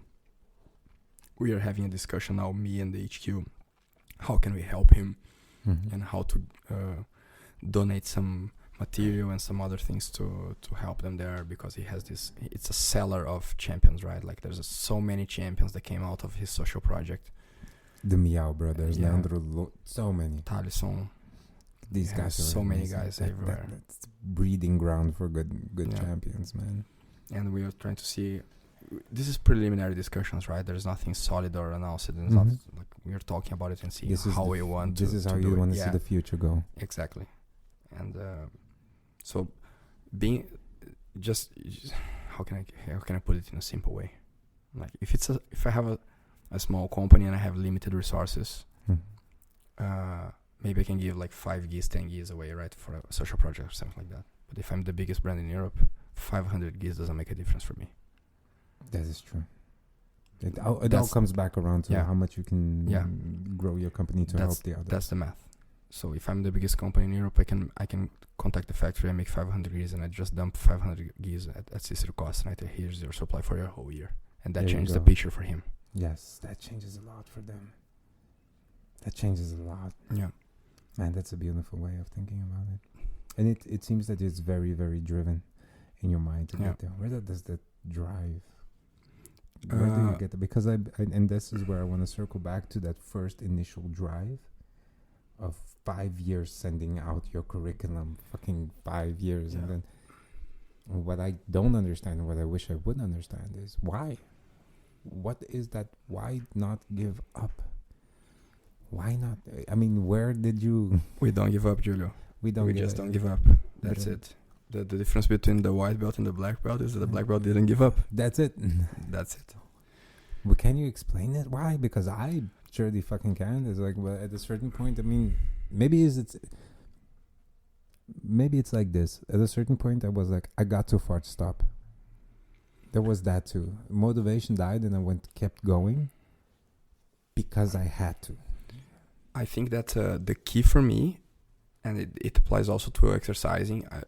It just got super viral. Now a sentence or a video from Arnold Schwarzenegger. Have you seen that? Like one of those kids, the YouTuber kids that fight, you know, the Paul, Jake Paul, John Paul, whatever. He could be. He is asking him like, why do you still train? Like, why do you go to the gym every day? He asks Schwarzenegger.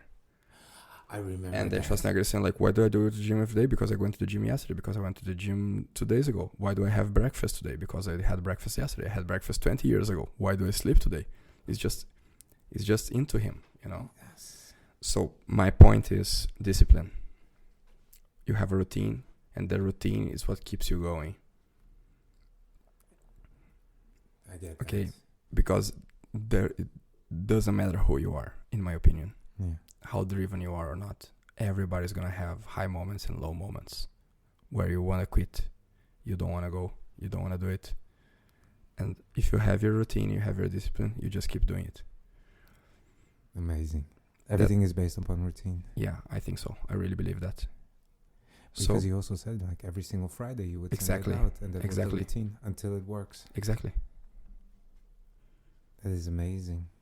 That is amazing, and you are establishing that same idea right now to get it out there. Well, since if it's then it worked out. I mean, the routine aspect of things. Then, like you said, you wanna relax when you have 1 million downloads. Yeah, for a moment. Yeah. No, you said you want to relax a little bit. I want to relax a little bit when I have 1 million. And then it's, so you don't know if this is like 3 months away, 3 years away, 10 years away. You've established a routine, and you just do your podcast here, and you get somebody 3 days a week or 2 days a week, and you just keep doing, and you think wisely, strategically. Why is this growing? How fast is it growing, etc. And what do you have to change to steer the course a little bit better?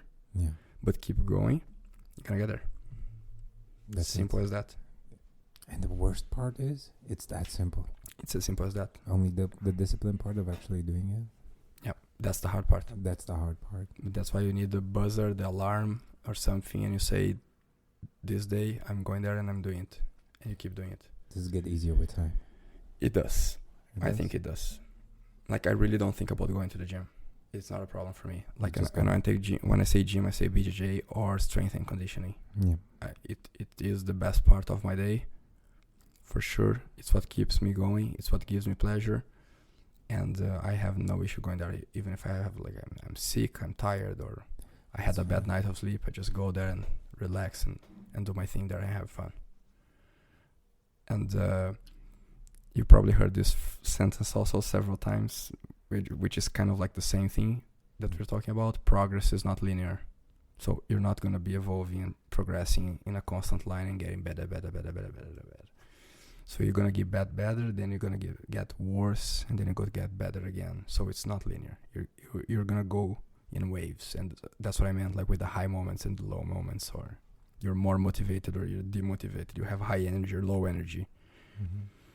It is definitely... But if you have the discipline to keep doing it with the same frequency, that's what makes the change. That's what moves the needle. And this is a point where I can, out of experience, also say that I can't go without it anymore. Let's say like this, I've already established a routine of wake up, work, train, work, train. Yeah. And that is, if it breaks, feels like the whole life breaks down. Yeah. You know what I mean? Yeah. I don't know how about here in the Netherlands, but like in Brazil, sometimes when you talk about routine has like this degenerative, like bad sense of it. Like it became routine, you know. Mm-hmm. And for me, that's one of the most valuable things. Once it becomes routine, it's exactly. I want it to become a routine. That's how I see it. You do something so much it becomes a routine, yeah. It doesn't, and then I think results doesn't play as big as a factor anymore. As long as it keeps coming, as long as you keep going. Yeah, I think you have to analyze it a little bit, you know, right? To check what is the result that you had in that period, that week, that month. Did you learn something or not? Okay, and then how do I adapt it to learn more or to do better? Mm-hmm. But that doesn't change your routine. You keep showing up to the gym 5 times a week. Yeah. if you can show up 5 times a week, if you can only show up 3 times a week, just keep showing up 3 times a week. Yeah. Right. 3 is better than 2. 2 is better than 1. And keep going. Just keep going. So I think you can be smart. Like you can do other things. Like, do I have to watch videos? Yes or no? Or do I have to have a notebook and write down after the training session? And I have to think about, do I have to read the notebook before going to class with my notes about it? Yes or no? Do I have to train with one guy specifically for some time? Yes or no? I don't know. That you can change. But the routine is you sleep, eat, and you go to the gym. Sleep, eat, right? train. Yeah. So it's the same thing for a company, right? Like you have to analyze it, and I wake up every morning, I do my mate, my chimarrão, and then I go to the office and I start planning. I check the orders, everything that are there. I check the emails, and I check the strategics also, like in terms of marketing. I talk to the IT guys, I talk to the marketing guys. In Brazil, we use a company in Brazil for that. I talk to the owners at least like 2-3 times a week. There are 2 main owners for Braus HQ. One of them takes care of orders, factory, and logistics, and the other guy takes care of marketing and sales. So every time I have orders that I'm bringing material to Europe, where my shipments are, my cargoes are, if they're manufactured or not, like if you want to customize it, geese, etc. This is with one guy. And when we're talking strategics, what are the main athletes that we're sponsoring, if we're renewing with Roger or not, if we are renewing with Paulo Miau or not, if we are going to the sponsor the ADCC, yes or no, and etc. etc. This is with the other owner. And then we're discussing strategy. And then I know that I have to do that early in the morning because they're in Australia, so it's a different time zone. And that helps me actually, because when I'm done with them, it's 8:30, 9 a.m. Then I go to work. You already start the day. Done. Yes. You start the day. Then I go to work. Yeah. That's amazing, man. And then, then I come back home. I train in the evening, and after I train in the evening, sometimes I talk to them again, because if it's 11 p.m. for us here in Europe, it's already 7 in the morning in Australia the next day. So sometimes we have some meetings like at 11 something p.m. I remember that I had a call with Australia, and I think I had to wake up like 4:30 in the morning or something. That's some insane hour to get it. So stuff, I didn't answer directly your question. I don't know what's my driver and why I want to do that. I'm naturally unquiet. I'm always unquiet. When I go for job interviews, I always say the same thing. Like, if you want somebody to just enter here and leave things as they are, I'm not your guy. You understand? Yeah, if you want somebody to enter here and change everything and set everyone on fire, that's me. That's you. Beautiful stuff. That's just me. I don't know why. I am not the guy that just leave things as they are, and I get unsatisfied with my job. If, depending on what I'm doing, I need new challenges, I need new different things. I got a 3rd degree black belt, and I wanted to go back to a white belt. 2nd degree black belt, whatever. I definitely know that feeling of having bunch of shit to do. So I don't know exactly what is the driver behind that. For sure, the background and what I have from home, my upbringing, was that you have to work hard, and if you work hard, you get results. That's probably what I learned from my parents as a main message. And just work hard, have ethics, and you get there. And I honestly don't know where the driver comes from, because again, like, I'm just naturally unquiet. Like, I had a job, I like my job, and I know that I'm finishing my contract in 2023, but like, it was like 2019, and I'm already looking at business perspectives, because I know that in 4 years I'm always moving and planning ahead. I don't know exactly why, just like my brain never stops. It's just like that. I can't control it. Like, I have already like 2 other business that I'm working on, and every time I work and I start writing about it, I stop and I think, focus on Braus and just make Braus get where you want it to get, and then I stop writing about the other ones, which are just theoretical at the moment. Yeah. But I just put it back on the dryer. Okay, stop with that. Just focus on Braus and keep the focus. Keep the focus. that's something that I talk about a lot to people. Do you want the long story or the short story? The long one, of course. So I taught chemistry in Brazil. Okay. When I was in the university, I didn't have money for almost anything. Yeah. So like I had this scholarship from the government. It was 149 reais. Okay. Enough for... yeah. And then I was teaching chemistry in Brazil. For you to enter the university, you have to make a test. Yeah. Okay. And there are more people than vacancies in the university. Yeah. In all of them. So let's say there are 1,000 positions, there are 10,000 people, only the first 1,000 enter. And then there are specific schools that just teach for these tests. Mm-hmm. The test is called vestibular, and these courses that you can do are called pre-vestibular. So you go there to study just specifically for this test to enter the university. That's where I was teaching chemistry. Mm. I think in English language it could be SATs. It's kind of the same thing where they and then you have in middle school where you do a test to see which college you would go to. This is kind of the same thing, but this is now actually learning and doing tests to get that place, one place. Yes. So that's where I was getting a salary from because I needed money to do university, right? Why was I talking about that? You were telling the story for focus reasons. Oh, yes. Thank you. So I was talking to people at that moment. I also talk to, like, when I'm teaching here, I say, like, everyone has 24 hours in their day. So every morning I see a lot of people saying, like, also at work, one more day here. And I always think it's not one more day. It's one last day. Oh, God. That doesn't it give you anxiety? No, it doesn't.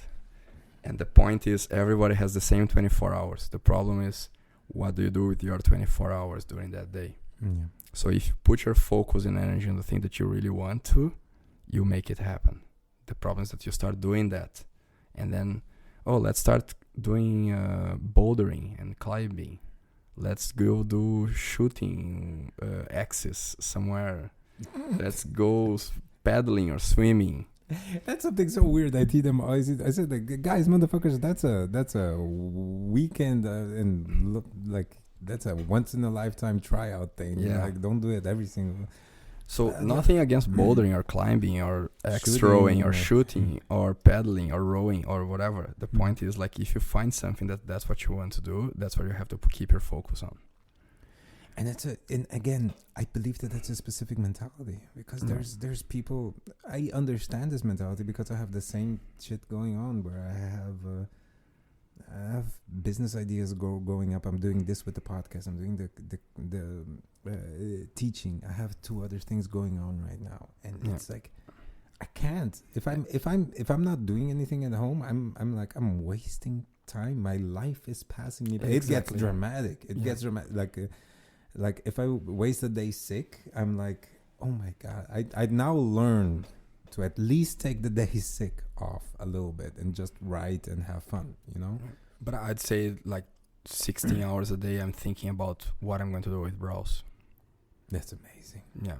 And then it's like on the marketing part, on the strategic part, with the athletes, the sponsored athletes, where I'm going to go for events.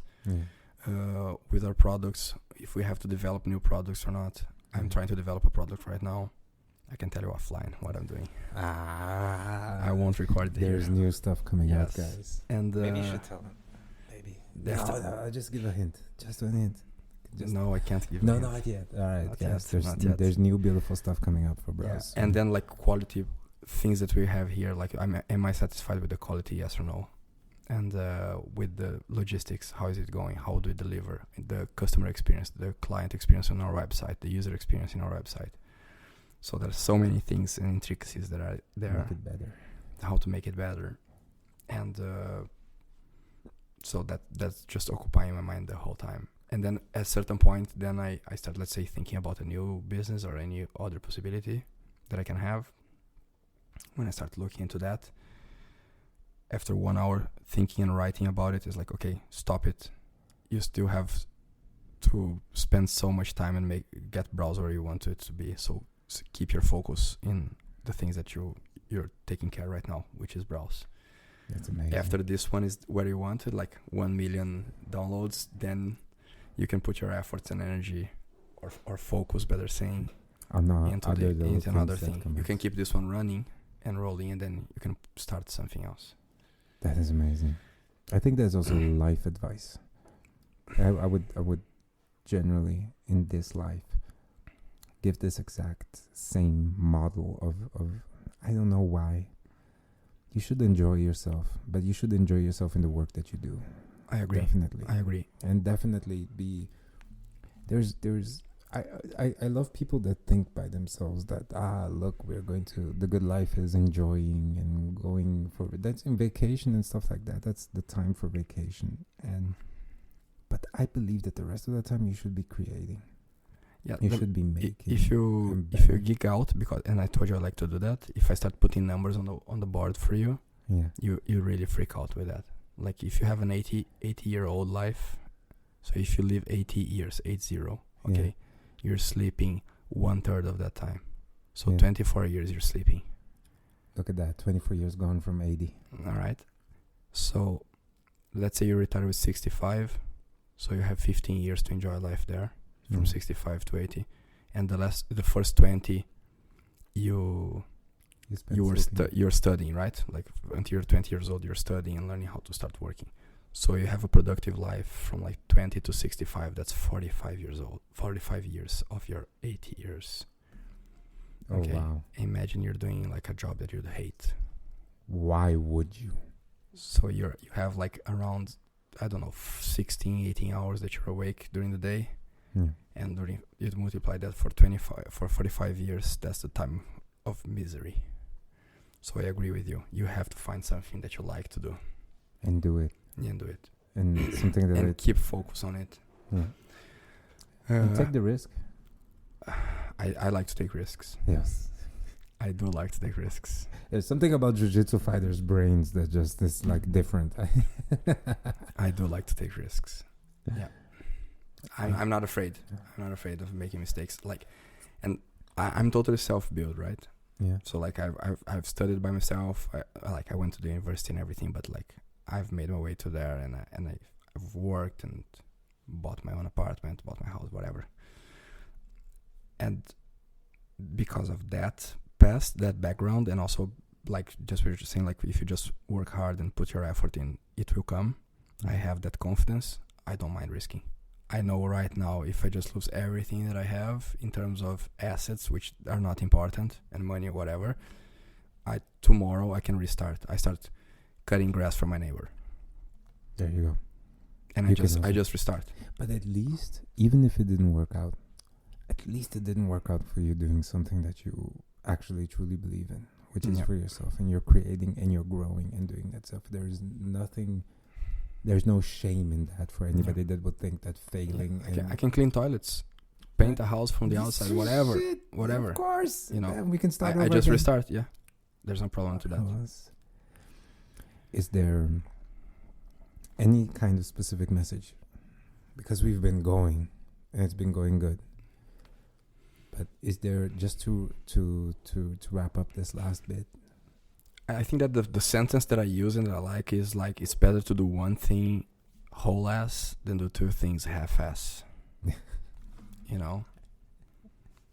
That doesn't translate well in Portuguese, I think. No.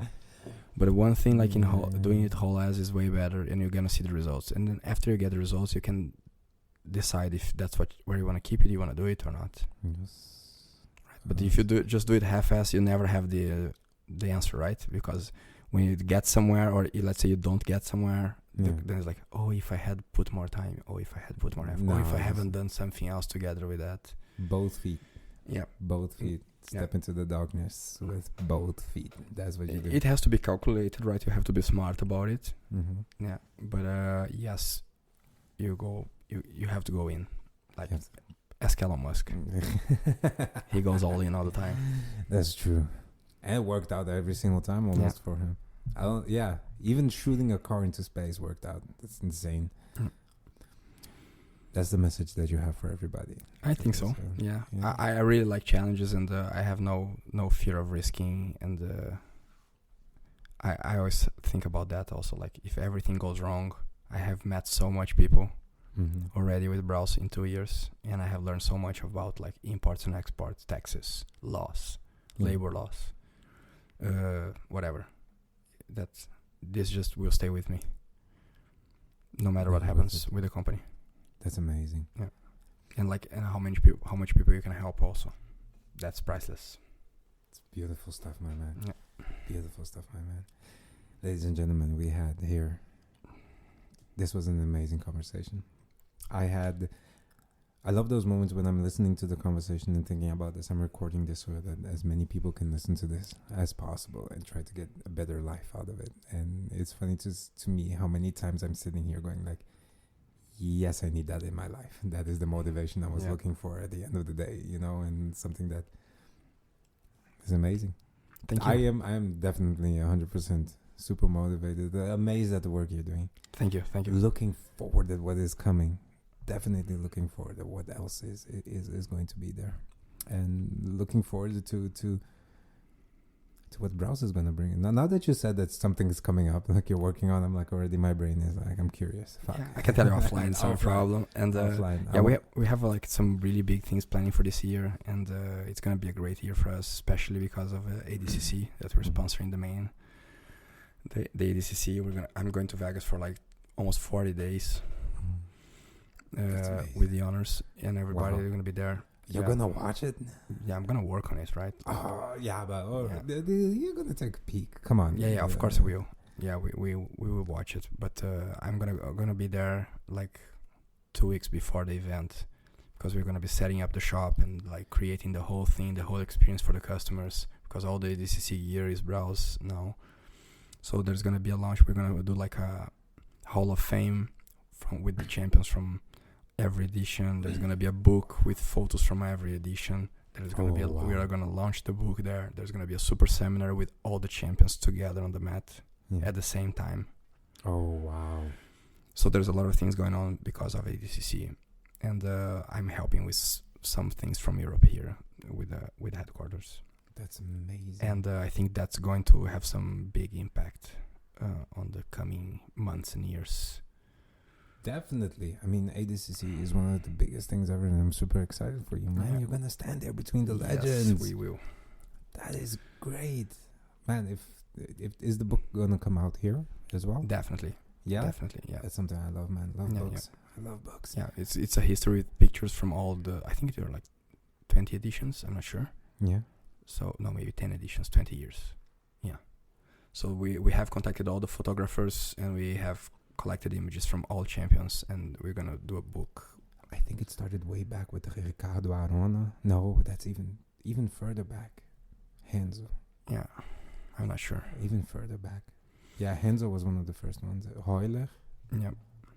So yeah, I was talking to Braulio's team the other week. Ah, shit. Because of it. Amazing guy. And, yeah. Amazing. And so yeah, I have the luck and the great opportunity to be in contact with the legends now. And because of Braus also, I'm super thankful for that. Like during the Europeans, I spent like 1-2 hours there just chatting with Roger about like everything, like jiu-jitsu and other stuff, like England, London, and Amsterdam, and The Hague. We're just talking other stuff. It's really nice. Then you can get in contact with the legends and like these super amazing people, just because of the work that I got myself into. That is amazing work, man. That is amazing stuff. Look at the opportunities that showed up for something that you actually dedicate your time and mind to. That is insane. Yep. Man, I'm so excited for the ADCC that's coming up. So excited to see that Braus indeed is going to headline. Let's say it's going to take care of it and organize. I'm excited for the book, especially now that you mentioned it. That I want to see. And all the other stuff that comes out, of course. And there's a lot of things, like we're doing NFTs also, so you can have like digital. No, really? Yeah, with from the and pictures from every session. You can buy them and have NFTs from them. There's the book. There's the gear that we're doing, all the gear. There is this super seminar which is gonna be crazy. There's also a competition that we're going to do before the event, that you can fight on the mat, where the ADCC is going to happen 2 days before the ADCC. Oh shit, that's awesome. And then I think it's on Friday before the event. That's when we have like the Mendes brothers, Braulio, Xande, André Galvão, Roger, Gordon, everybody, like 15 champions on the mat together giving a super seminar. Fuck. Yeah. The amount of knowledge. Yeah, that's going to be crazy. I honestly don't know how that's going to run. Having 15 guys teaching a seminar at the same time. But we managed to agree with them to put the 15 champions together on the mat. Oh, wow. Yeah. That's going to be insanely good. Yeah. And then we're looking at the other perspectives, like for here to Europe, right? Like I've been talking to guys like how to sponsor more championships, how to sponsor more athletes, how to do like camps. I was telling you before, like we're trying to organize some camps and sponsor some camps. And other competitions also, and maybe even have a Braus competition. Like, and when we say about Braus competition, then it will be like really totally focused on the community, like really more focused on white belts and blue belts than anything else. Mm-hmm. Which is very important. Yeah. It's amazing.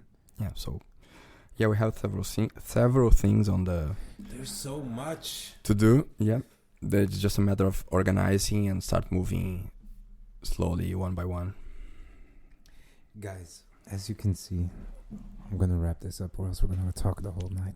This is amazing, guys. When I'm talking about, thank you so much. Thank you for all the Thank information. you. I had a great time. Me too. Amazing time. I want to tell everybody I'm not sponsored by Braus. I'm currently wearing Braus. Yet. But we're also working on that. We're also working on that, definitely. But one of the things I do have to mention to you guys is that whenever I see the quality of the work that they're doing, and you can see the passion and the love that this man right here has for them, man, I'm wearing their shirt right now, and it feels amazing. And the passion that is going through it, and the work that you're doing outside of it to help others, that it's definitely worth. Yeah. For you guys to check out the website. Go on there. Check the links. We're going to be in the links below on this in the explanations. It's going to be there, all of them. The Instagram links, which is, do you know it? So our Instagram is Brausfight _Europe. Yeah, Brausfight _ Europe. Yeah, and our website is brausfight.com. And then when you open the website, then it's going to be a pop-up window asking if you want the worldwide store or the European store or the Brazilian store. Yeah. So figure out where you are in the world and then choose your store. Not where you are in life. Figure out where you are in the world. That's awesome. You guys are shipping everywhere? Yeah, we ship everywhere. We have Braus Brazil now rolling. We have a factory in Brazil. We have Braus US. Then we have a distribution center in US that attends and takes care of US and Canada. Mm-hmm. I take care of Braus Europe, and then I have a distribution center here. There is Braus Korea, South Korea, Braus Japan. They're independently. There's Braus Africa. I think their headquarters in Angola. We just signed up a company that will take Braus Middle East. We're starting in Dubai. And then the headquarters is in Australia, and they take care basically of Australia and New Zealand. And the factory is ours. We have a factory in Pakistan. That's one of the main differences. That's why we're so flexible and we can do whatever we want. Mm-hmm. Because we don't use a factory. We have our own there. So whatever you want to customize, how you want to do something. If you want patches, or if you want to embroider directly in the gi, if you want to print whatever you want, we do everything. However you want your gi to look like. Exactly. Get one for yourself. Get one for your teammate. Get one for your girlfriend. For your boyfriend. Get one for your mom. And dad. Everybody. Do you know the correct amount of gis you should have? What's the correct amount of gis you should have? The number you have now plus one. There you go. Look, if marketing was a art, this man right here would be Pablo Picasso. Beautiful stuff, man. Once again, thank you very much. Thank you, Julio. I had a great time. Oh, guys, thank you everybody for listening. One more time. Have a wonderful time. Have a wonderful. Think about whatever you're doing right now. Think about if what you're doing is worth it. Think about what you're. Don't go through life without considering everything. Don't go throughout life without knowing how much your body can do, how much potential you have. And you do have a lot of potential. I know you do. And have fun. And have fun as much as you can, man. Oh.